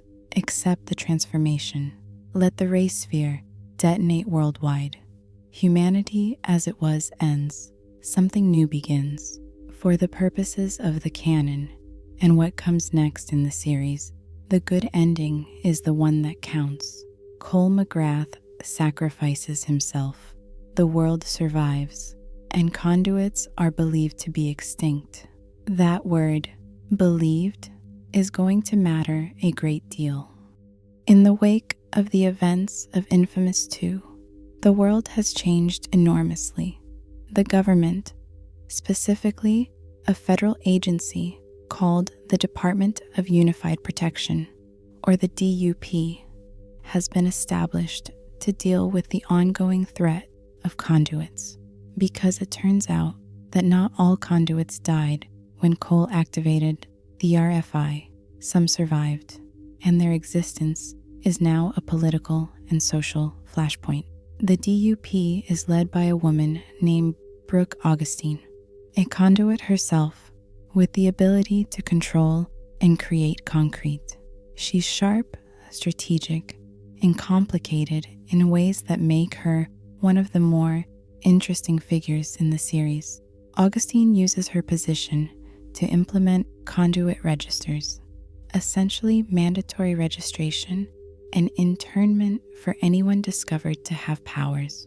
The conduits who are caught are taken to a facility called Curden K, a prison in the Pacific Northwest, where they're held indefinitely. The public has largely been convinced, through a combination of fear and carefully managed information, that conduits, or bioterrorists as the DUP calls them, are dangerous and need to be contained. It's a world that has decided, collectively, that the easiest thing to do with people who are different is to lock them away. Into this world, in the city of Seattle, a young man named Delson Rowe is about to have the worst and most transformative day of his life. Infamous Second Son was released in 2014, and it was a PlayStation 4 launch window title, which meant it was a lot of people's first real look at what the new generation of hardware could do. And visually, even now, it holds up remarkably well. Seattle is rendered in gorgeous detail, all glassy skyscrapers and Pike Place Market and the Space Needle and misty Pacific Northwest skies. But the heart of the game isn't the visuals, it's Delson. Delson Rowe is a 24-year-old member of the Akamish tribe, living on a reservation about an hour outside Seattle. He's charming and irreverent, with a spray can always in hand. He's a street artist, known for tagging murals around his community, much to the frustration of his older brother Reggie, who is the local sheriff and the person who most frequently has to deal with Delson's particular brand of chaos. Their relationship is one of the warmest in the series. Reggie is exasperated by Delson, but loves him completely. Delson respects Reggie, even when he's actively making Reggie's life harder. They bicker and they banter, and they clearly would do anything for each other. The inciting event happens when a bus transporting DUP prisoners crashes near the reservation. 3 conduits escape. Delson, being Delson, goes to investigate, and in the process, he comes into physical contact with one of the escaped conduits, a man named Henry Hank Daughtry, who can control smoke. And something unexpected happens. Delson absorbs Hank's power. This is new. This isn't how conduits are supposed to work. You have one power, the power your genetic mutation corresponds to. But Delsin isn't like other conduits. His ability, it turns out, is power absorption.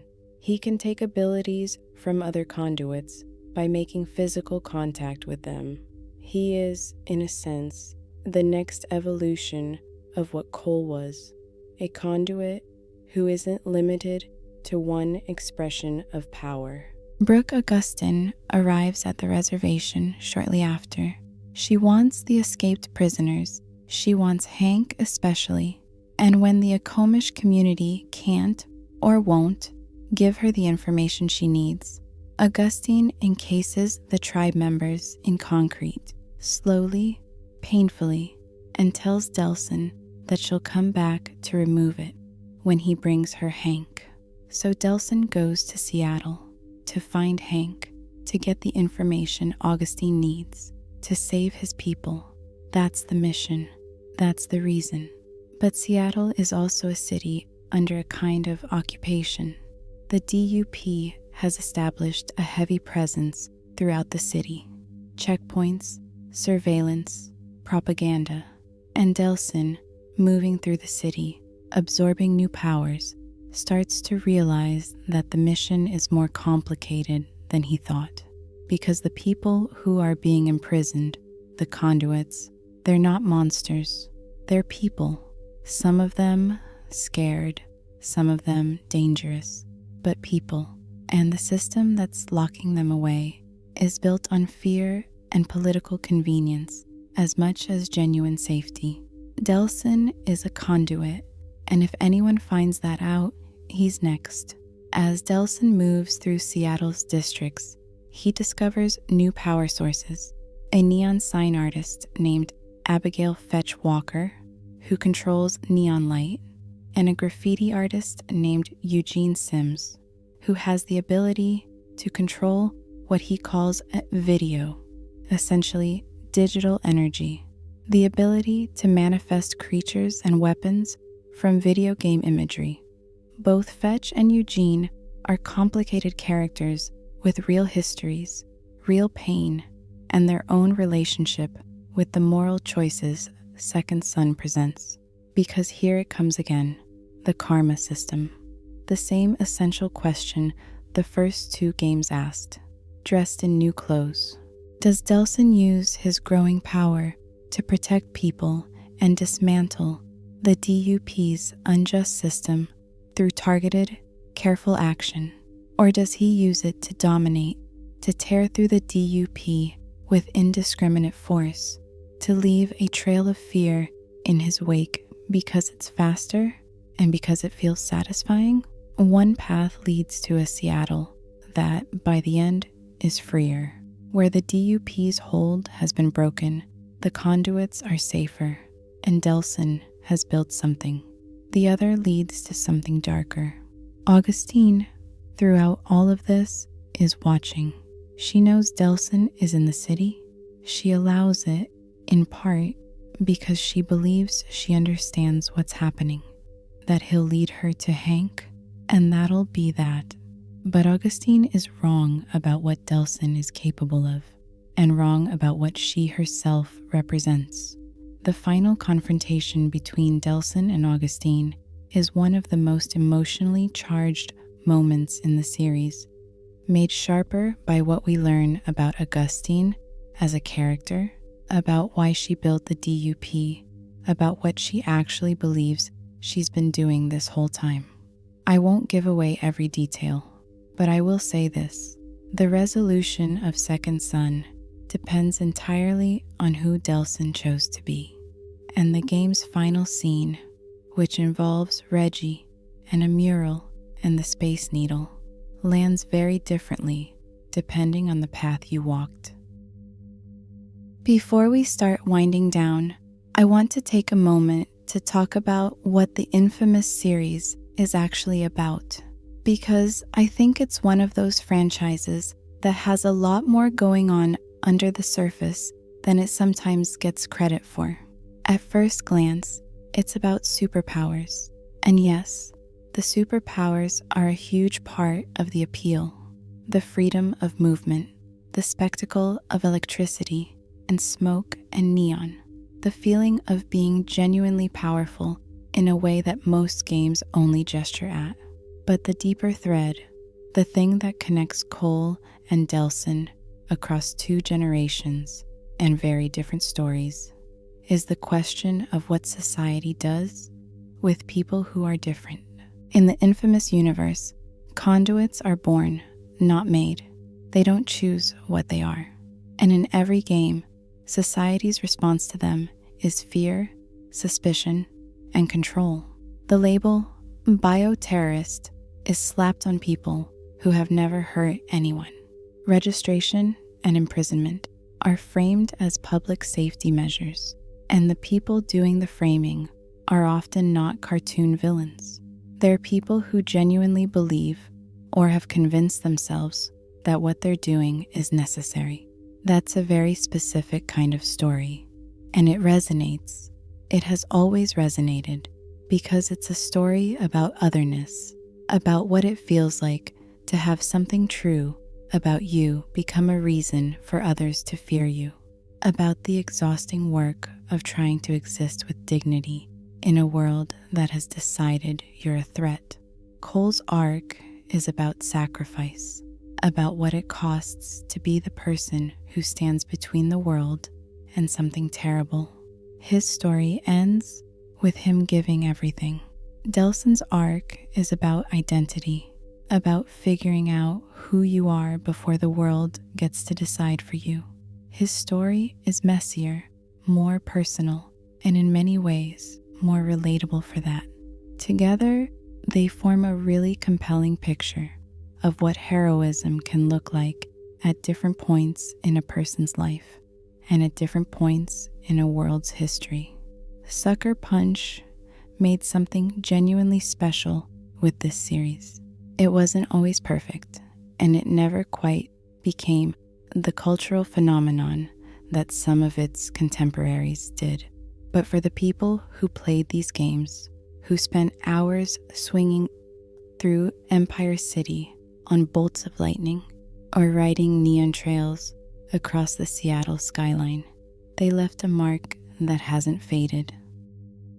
This is the part that's a little bittersweet.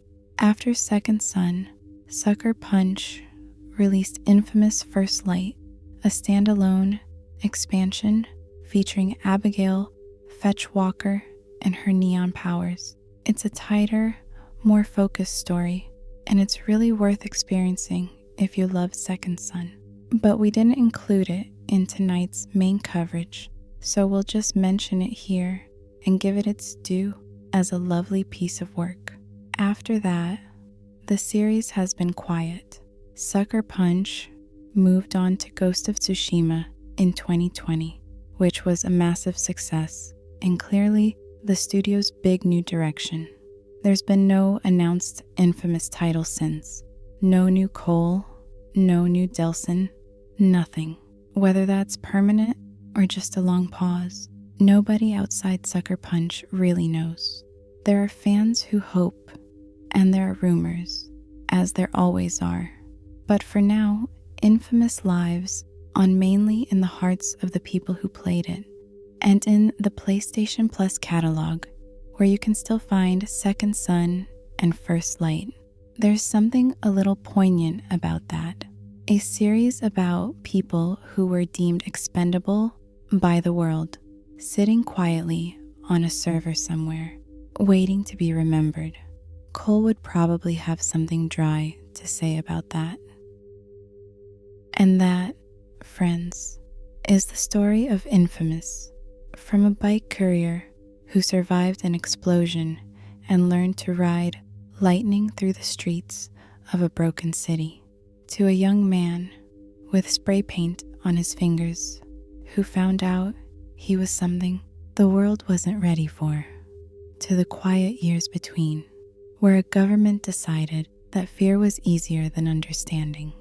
It's a story about powers and choices and consequences, yes, but more than that, it's a story about what people do when they're given something that makes them different, and whether the world around them has the grace or the courage to let them be who they are.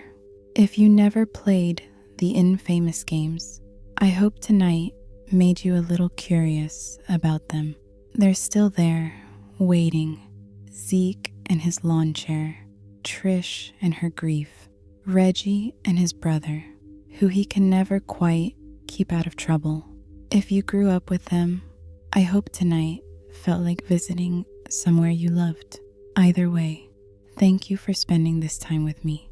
Get some rest. Dream something good. Good night. Well, hello there, my sleepy friends. Get cozy. Pull the blanket up. Maybe flip your pillow to the cool side, because tonight we're going somewhere a little different. Somewhere darker than usual. Somewhere with gray skies and ruined cities, and a war that the world is slowly, quietly losing. Tonight, we're talking about resistance. Now, if you had a PlayStation 3, especially if you were one of the people who had one at launch back in 2006, there's a good chance. Resistance was one of the first things you ever played on it. It came in the box in some regions. It was the game that said, "This new console is here, and it means business." The Resistance series was made by Insomniac Games, a studio you might know better these days for Ratchet and Clank or Marvel's Spider-Man. But in the mid-2000s, Insomniac had a very different kind of story to tell. Not a colorful one, not a funny one, a heavy one. One that asked, what if the world ended, not with a bang, not all at once, but slowly, country by country, city by city, while the rest of the world struggled to understand what was happening until it was already too late? That's the world of Resistance, and it is, in its own quiet and underappreciated way, one of the most compelling alternate history science fiction stories that PlayStation ever produced. Tonight, we're going to go through all of it, the history of the world before the Chimera, the war in Britain, the desperate stand in America, and the long, cold road to New York in what might be the bleakest, most beautiful final chapter in a PlayStation franchise you've never quite seen. Get the tribute it deserves. So settle in, get comfortable. Let's go back to 1951. Before we can talk about the war, we have to talk about the world, because the Resistance universe isn't our history. It's a history that branched off from ours a long time ago. An understanding that branch makes the whole thing feel a lot richer. Here's the point of divergence: the Spanish-American War of 1898. In our timeline, that war happened. In the Resistance universe, it didn't. American President William McKinley, a man described as a pacifist, someone reluctant to involve his country in foreign conflicts, issued an ultimatum to Spain, and Spain backed down. Cuba was given its independence without a shot fired, and the United States emerged from the whole affair even more committed to the idea of staying out of other people's business. That isolationist streak would define America for the next half-century. The knock-on effects are enormous. When World War I ends, differently, without American involvement, the Treaty of Versailles takes a different shape. There's no festering resentment across Europe. No Great Depression follows. No rise of Adolf Hitler. No Nazi Germany. No Second World War. On paper, the 20th century looks a lot more peaceful than ours. But peace in one corner of the world doesn't mean safety everywhere. Because in 1908, something happened in Siberia that changed everything. You might have heard of the Tunguska event. In our world, it's a real thing. A massive explosion over a remote stretch of Russian forest thought to have been caused by a meteorite or comet fragment detonating in the atmosphere. In our world, it's a curiosity, a footnote. In the Resistance universe, it was the beginning of the end. Whatever came down over Tunguska in 1908 wasn't just a space rock. It carried something with it, something alive, something ancient. And when Russia sent an expedition to investigate in 1920, they lost contact with the outside world and never came back. Russia's response was swift and severe. Communications with the outside world were cut off. A massive barrier, longer than the Great Wall of China, was erected along Russia's entire European border. They called it the Red Curtain, and for the next several decades, no one really knew what was happening inside. The outside world assumed it was politics, paranoia, isolation. It wasn't. Inside Russia, a war had already begun. A war against something that, in time, the world would come to call the Chimera. The Chimera are not easy to describe simply, and that's actually part of what makes them so unsettling. At their most basic level, they are an alien species, ancient, highly evolved, and operating according to a hive mind intelligence. They don't negotiate, they don't coexist. Their method of expansion is the conversion of other life forms. They capture living creatures, infect them with the Chimeran virus, and transform them into new kinds of soldiers, hybrids, steelheads, leapers. The virus rewrites the biology of whatever it touches, accelerating metabolism, altering physiology, and ultimately subordinating the infected to the Chimeran collective will. A converted human is no longer really human, but they're not entirely gone either. And that ambiguity is something the Resistance series never fully lets you forget. By the late 1920s, most of Russia was already falling. Dr. Fyodor Malikov, a Russian scientist, brilliant and deeply principled, had been studying the Chimeran virus almost from the start, and he developed an experimental vaccine from a sample of pure Chimeran DNA recovered from the Tunguska crater. The idea was that vaccinated soldiers would resist infection, giving them a fighting chance against the Chimera. It worked, sort of. The vaccinated soldiers were indeed resistant to the virus, and they were devastatingly effective fighters. But the vaccine had a flaw, a terrible one. Over time, many of the recipients began exhibiting violent, erratic behavior.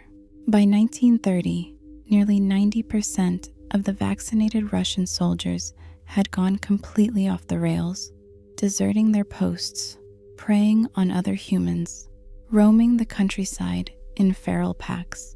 They became known as the Cloven, and the Cloven were, in their own way, as dangerous as the Chimera themselves.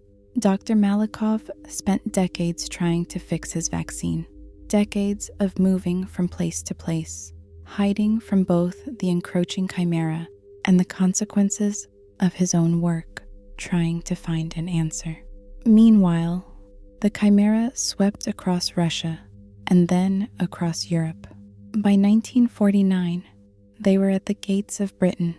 By 1950, continental Europe had fallen, and the United States, still isolationist, still telling itself that what was happening across the ocean was someone else's problem, quietly began preparing.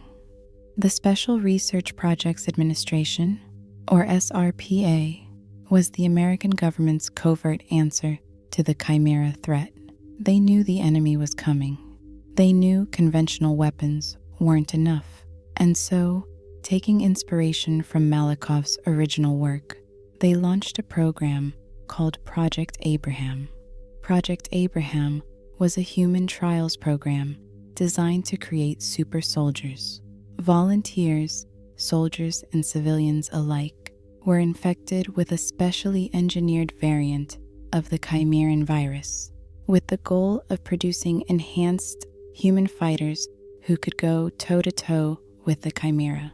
Most subjects died, or worse, 2 survived in a meaningful way. One was a man named Nathan Hale. The other was a man named Joseph Capelli. And between them, they carry the entire story of this franchise. Resistance: Fall of Man was released in 2006, a PS3 launch title, as I mentioned, and it dropped players right into the deep end. The year is 1951. The United States has finally been drawn into the conflict in Europe, deploying a task force to assist the beleaguered British forces in what is known as Operation Deliverance. It's a desperate, too late gesture.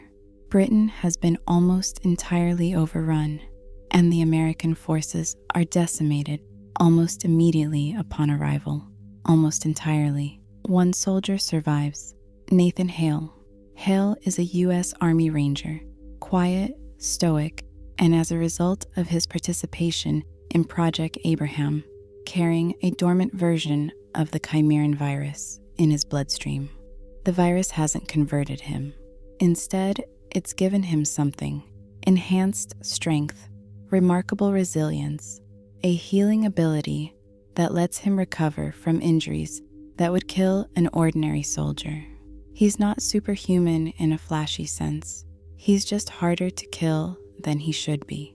What the game does really well is that it doesn't make Hale a big personality. He doesn't crack jokes. He doesn't give speeches. He just keeps moving, keeps fighting, with this quiet determination that feels very much like a man who has accepted that he might not come out of this alive and has decided to make himself as useful as possible before that happens. Hale links up with the surviving British forces, most importantly with a British officer named Rachel Parker, who serves as both a tactical partner and the primary narrator of the game's story through her spoken journal entries.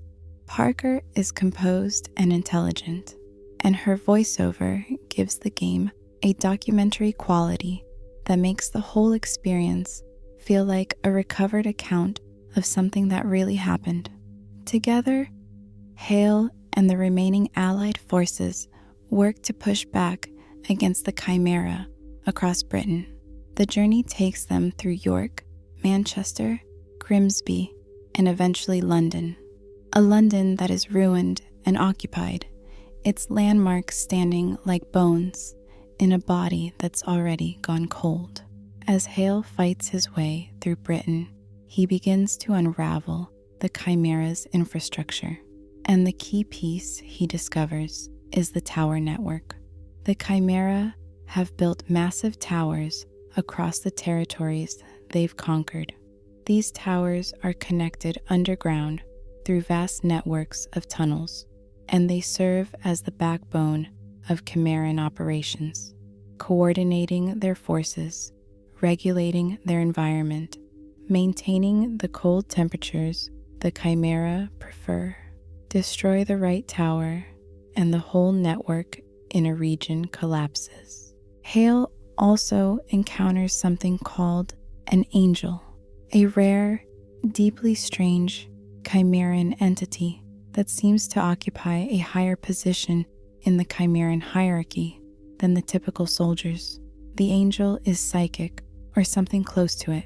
When Hale comes into contact with it, the angel attempts to dominate his mind, exploiting the Chimeran virus still present in his system.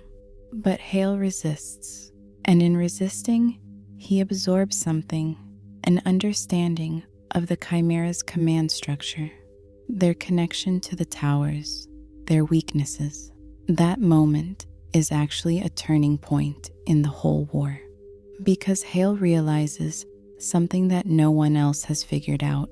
Destroying the central tower in London would set off a cascade effect that would bring down every tower in Britain. Parker organizes a massive assault on London. Human forces storm the city. Hale fights to the central tower and destroys it. And just like that, Britain is freed. It's not a small moment. After years of defeat and retreat and watching the world fall piece by piece, this is an actual victory, a real one. But the war is far from over. The Chimera don't stop. They adapt. And they've had their eye on the United States for a very long time. Take a slow breath here. The first Resistance game is quieter than its sequels in a lot of ways. It's mostly gray and brown and cold, full of ruined buildings and desperate last stands and the constant sense that the human forces are operating on borrowed time. It's not a happy game, but there's something almost hypnotic about it. The way Parker's narration anchors you, the way the world feels simultaneously familiar and completely wrong. Britain in 1951 should look like the Britain you know from history books. The clothes, the architecture, the vehicles, but instead it's all rubble and chimeran spires and the sound of things that used to be people. It's effective, and it set a tone that the series would carry all the way through to its end. Now, in the time between Fall of Man and the second game, a lot happens. Hale is extracted from Britain and brought to the United States, where SRPA is working to shore up defenses along what they call the Liberty Defense Perimeter, essentially a fortified line across the middle of the country, designed to hold back the Chimera if and when they cross the Atlantic. Hale is inducted into an elite program of enhanced soldiers called the Sentinels. Joseph Capelli, the other Project Abraham survivor, is also part of this program. They're soldiers who carry the virus but haven't been converted, and SRPA is trying to figure out how to keep them that way as long as possible through regular treatments called inhibitors that slow the progression of the virus. Capelli and Hale are very different people. Hale is controlled. Capelli is a firecracker, insubordinate, volatile, constantly getting cited for conduct unbecoming. Multiple incidents on his record, multiple demotions, but effective in the field in ways that kept him from being drummed out entirely. The stage is set for America. Resistance 2 arrived in 2008, and it is a bigger, louder, more overwhelming game than the first one. Deliberately so, because what happens in it is bigger and louder and more overwhelming than anything that came before. The year is 1953, and the Chimera have arrived in force. The invasion begins with a coordinated assault on both American coasts simultaneously. The scale of it is staggering. Chimeran battleships, massive enough to block out the sky, hammer military installations across the country. Within the first 72 hours, 60% of United States armed forces are gone. 60% in 3 days. America, which had spent decades telling itself it was safe, suddenly finds out what Britain already knew. There is no safe. There is only delay. Hale, now leader of the Sentinels' Echo team, is pulled into the fight almost immediately, and the threat they're dealing with is different from what came before. There's a new figure leading the Chimeran forces, and he is not like the enemy Hale faced in Britain. His name, technically, was Jordan Shepard. He was a soldier, a volunteer, one of the Project Abraham test subjects, one of the many who didn't come out of it intact. The virus didn't just enhance Shepard, it transformed him completely in ways that went far beyond what happened to Hale or Capelli. Shepard became something new, something vast, something that the SRPA files eventually designate as Daedalus. Daedalus is, in some ways, the most tragic figure in the Resistance series. He was a person once, and unlike the standard chimera, who appear to lose their individual identity in the conversion process, Daedalus retained something of his intelligence, his will. But what he became in terms of belief is deeply alien. He sees humanity as already over, as a step to be transcended, and he is driving the Chimeran expansion with a kind of cold, methodical purpose that makes him far more frightening than a simple monster. Hale and Echo Team fight across a burning America, from the coast to Chicago to Idaho, trying to disrupt Chimeran operations and buy time for the Liberty Defense Perimeter to hold. The game takes them through the kind of iconic American landscapes that the first game's British setting couldn't provide. The Golden Gate Bridge, the wide rivers and flatlands of the heartland, cities you recognize being slowly hollowed out. Throughout all of this, Hale's virus is progressing. This is the other thread running through the second game. The clock ticking inside Hale's own body. The inhibitor treatments keep him functional, but every time he misses one, the virus advances a little further. His eyes change, his behavior shifts, and the other sentinels, Capelli especially, are watching the way people watch someone they care about, who is also becoming something they might need to put down. Capelli even says it to Hale directly, bluntly, in one of the more charged moments of the game, that he won't hesitate, that he'll do what needs to be done. Hale doesn't argue, he accepts it. Eventually, Hale and Echo Team track Daedalus to his flagship over the Gulf of Mexico. Daedalus has been working to activate every Chimeran tower on the planet simultaneously and route their collective energy to his ship. Whatever the endgame of that plan is, Hale and his team can't let it happen. There's a nuclear device, Operation Black Eden. The team gets it onto Daedalus's ship. Hale kills Daedalus.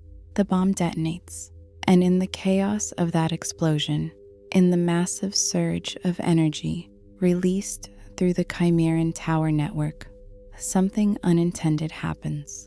A wormhole tears open above the Chimeran tower in New York City, a connection to the Chimeran homeworld, a door left open. Through that door, something is waiting to come through, and the cold begins to spread. Hale, in the aftermath, is fully gone. The virus has completed its work. He's still standing, still recognizable, but he's not Nathan Hale anymore in any meaningful sense. Capelli does what he promised he'd do. He shoots Hale in the head. It's not triumphant, it's not dramatic, it's quiet and terrible, and done without ceremony, because that's the kind of soldier Capelli is, and the kind of series this is. And then Hale is gone, and with him goes the person who had been the face of the war. The victory against Daedalus is real, but the cost is everything, and the door above New York is still open.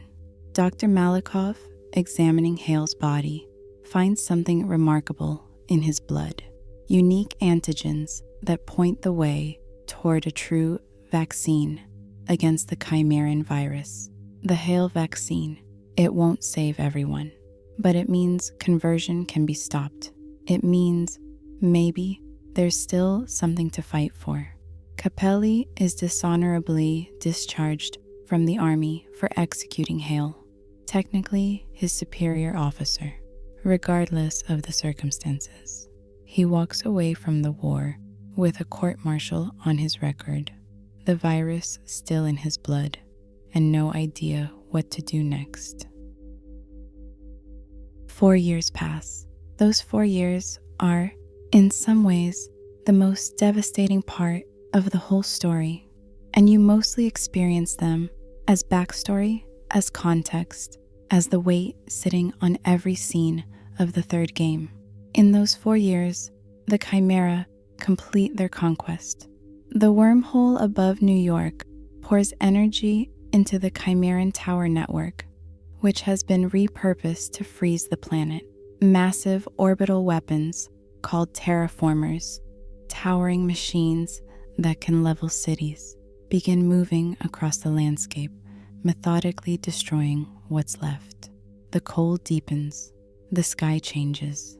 The familiar shape of the world gets covered in ice and silence. The hail vaccine spreads, but it's a small victory against an enormous loss. It means the Chimera have largely stopped converting humans and started simply killing them. Extinction, not assimilation, is now the goal. SRPA, the organization that had been the spine of the human resistance for years, collapses. What's left of the United States military makes a desperate assault on New York and is wiped out completely. More than 90% of the human population is dead or converted. Let that sit for a moment. The people who remain are scattered. Small communities in underground shelters, in remote towns, in places the Chimera haven't bothered with yet. They're survivors rather than soldiers, people who have given up on winning and settled for enduring. Joseph Capelli is one of them. He found his way to a small community of survivors in Haven, Oklahoma.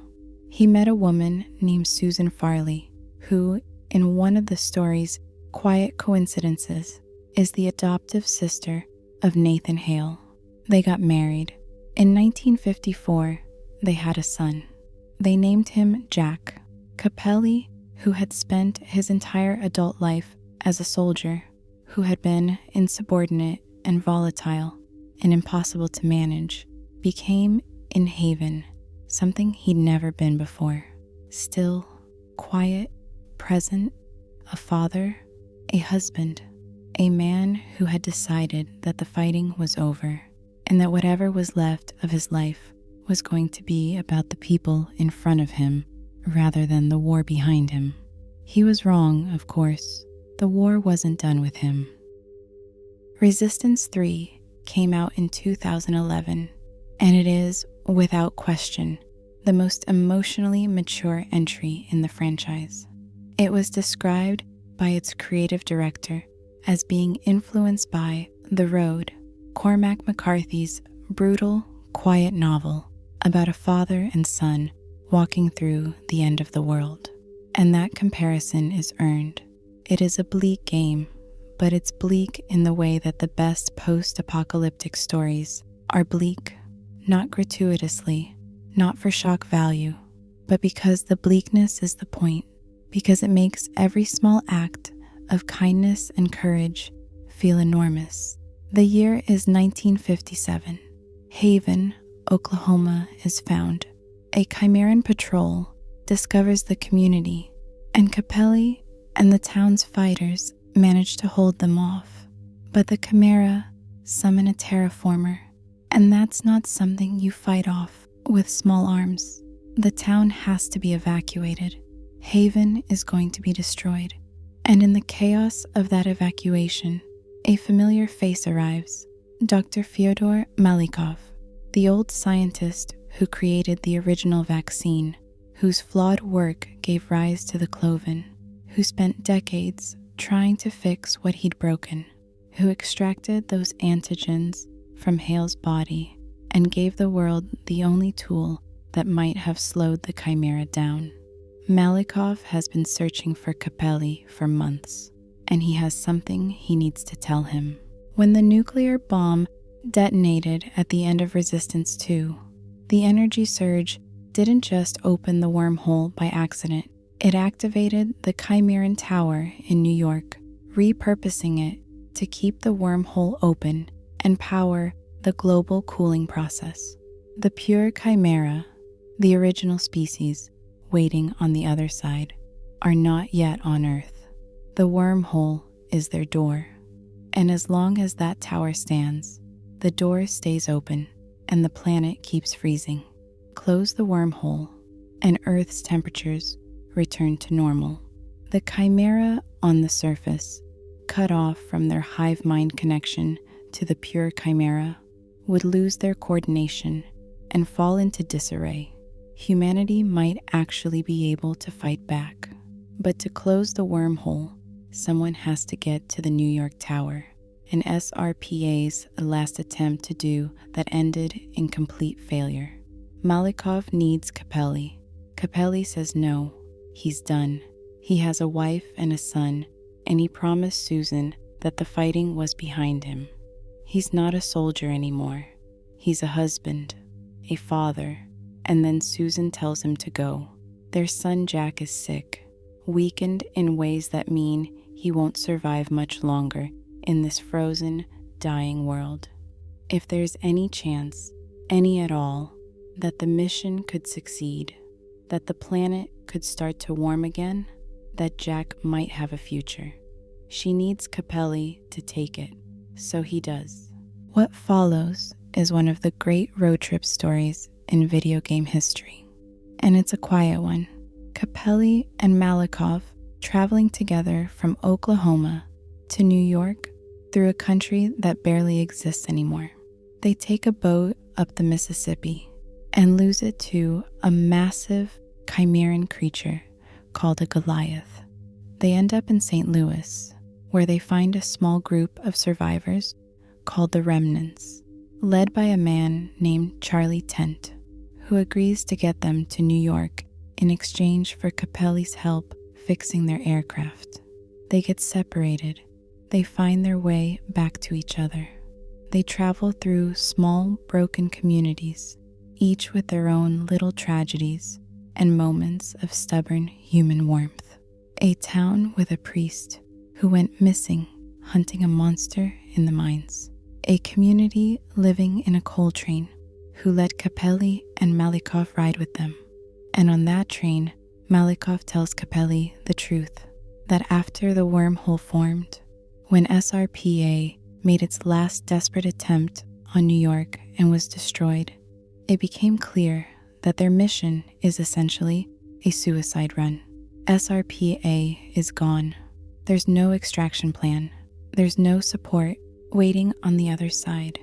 He will likely never see his family again. Capelli already knew. It's a small, quiet exchange. Two men on a train discussing their own deaths with the same calm you'd use to discuss the weather. And it's one of the most powerful moments in the franchise. The wardens hit them not long after.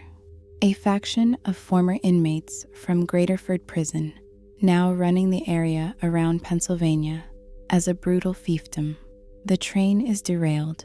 Malikov is captured and killed, executed by the warden leader, a former SRPA soldier named Mick Cutler, in a moment that is horrible, precisely because it happens fast, with no drama, just violence. Capelli is taken prisoner, forced to fight as a gladiator for the warden's entertainment. He survives, gets help from an unlikely ally inside the prison, a mechanic named Herbert who just wants out, and eventually escapes when the Chimera do what they do, show up and destroy everything. Capelli kills Mick. He keeps moving. He reaches New York alone. New York in 1957 is extraordinary and terrible. The city is half frozen, chimeran towers rising above the skyline. The streets overrun. The wormhole above the central tower is visible from miles away, a tear in the sky pulsing with alien light. Capelli sends a message to his family over the radio, a quiet farewell, and then he goes to work. The remnants arrive. Charlie Tent and his people didn't abandon Capelli after all, and together they pull off the impossible, getting Capelli close enough to the tower to do what needs to be done. The solution is brutal in its simplicity. A terraformer, one of the massive chimeran orbital weapons that has been destroying what's left of civilization is redirected, crashed directly into the New York Tower. The tower falls, the wormhole closes, and the temperature on the eastern seaboard of the United States begins slowly to rise. The ending of Resistance 3 is, depending on how you've come to care about these characters, either quietly hopeful or quietly devastating, or maybe both at once. The destruction of the New York Tower cuts the chimera on Earth off from their hive mind, without the pure chimera on the other side directing them. The remaining chimeran forces across the planet begin to fall into disorganization.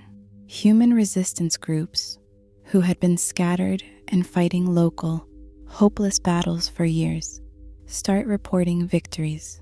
Not easy ones, not clean ones, but real ones. Humanity is not saved. Not yet, not quickly. But the tide has turned in a way it hadn't turned before. Capelli survives. How exactly? The game leaves somewhat poetic. He's pulled from the debris, and in the final moments, we understand that he made it back, that he'll see Susan and Jak again, that the sacrifice didn't have to be the final one after all. And yet the story carries weight, even in its hopeful moments, because of everything it cost to get there. Hale is gone. Malikov is gone. All the soldiers and civilians and communities that didn't make it, they're gone. The world that existed before the Chimera came, the one that might have been, the one with a different 20th century, with peace instead of the world wars that shaped ours, that's gone too. What's left is people in the ruins figuring out how to begin again. That's a very specific kind of ending for a video game series. Most franchises, especially shooter franchises, end with a bang. A final boss, an explosion, roll credits. Resistance 3 ends with something closer to an exhale, with the sense that what you've been doing all this time wasn't heroism in the cinematic sense, but endurance, persistence. The refusal to stop when stopping would have been completely understandable. Capelli is not a natural hero. He's angry and difficult, and his record is a long list of things that should have gotten him court-martialed years earlier. But he showed up. Again and again, he showed up. And in a story about the end of the world, that might be the most human thing of all. There are a few other pieces of the Resistance universe worth mentioning briefly before we start winding down. Resistance Retribution, released for the PSP in 2009, follows a different soldier entirely. James Grayson, a British Marine operating in Europe between the events of Fall of Man and Resistance 2. It's a third-person shooter, which set it apart from the main trilogy mechanically, and it received strong reviews for what it accomplished on that hardware. Grayson is a compelling character in his own right, someone with a very personal reason to hate the Chimera that I won't spoil. And his story adds texture to the European theater of the war that the main games mostly skip over. There were also 2 novels written by William C. Dietz. The Gathering Storm covers the 2-year gap between Fall of Man and Resistance 2, following Hale through Iceland and San Francisco. A Hole in the Sky is set just before Resistance 3, following Capelli in the period after his discharge and his building of a new life. Both are considered canonical, and both reward fans who want to spend more time in this world. A 6-issue comic series was also released around the time of Resistance 2, with the prequel issue detailing Jordan Shepard's transformation into Daedalus, which is a genuinely affecting piece of storytelling in its own right, showing the ordinary young soldier he was before the project consumed him. The universe is larger than the main 3 games, in other words. There are corners of it that have stories worth finding. If this is a world you find yourself wanting to stay in a little longer. And then it stopped. After Resistance 3, Insomniac Games stepped back from the franchise. There was a Vita game, Resistance Burning Skies, in 2012, developed by a different studio and received with mixed reviews. And then silence. Insomniac's CEO Ted Price eventually confirmed that the studio would not be making any more Resistance games. The series was complete, 3 main entries, a handful of spin-offs, and then a quiet bow. The multiplayer servers for the entire trilogy shut down in 2014. In 2018, Insomniac's community director said that chances of a Resistance 4 were a long shot, that neither Insomniac nor Sony, who owns the IP, were actively discussing a revival.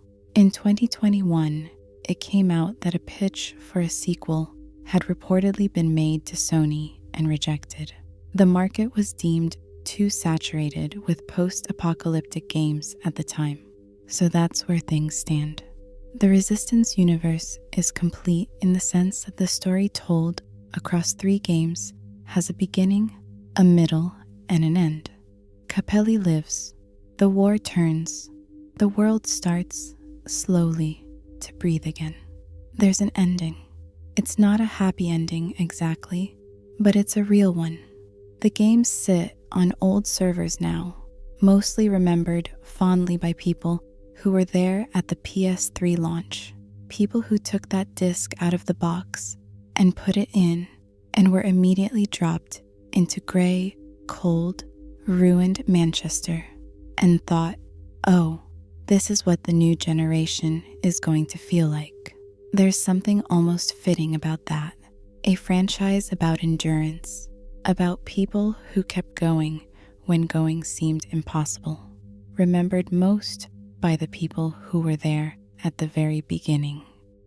And that is the story of Resistance, from the Tunguska crater and the thing that came down with the meteor in 1908, to the towers over Britain and the ruin of Europe, to Nathan Hale's quiet determination and Joseph Capelli's painful, grudging, magnificent refusal to stop, to a frozen New York and a wormhole closing in the sky, and 2 men on a mission they both knew might be their last. It's a series about a world that got unlucky, about people who didn't ask to be in the path of something ancient and overwhelming, and found themselves there anyway, doing what they could with what they had. Nathan Hale never made speeches. He just pushed forward. Capelli was never graceful about any of it. He was angry and difficult right up to the end. And somehow that makes them feel more real than a lot of heroes you'll find in games from that era. If you never played Resistance, I hope tonight made you a little curious. The games are still out there. The world is still there to explore. All gray skies and strange weapons and the particular kind of silence that comes after something terrible has passed. And if you grew up with these games, if you were there at launch, if you played Fall of Man when it was new, I hope tonight felt like running into an old friend you hadn't thought about in a while. Either way, thank you for being here. Get some rest. The war is over. Good night.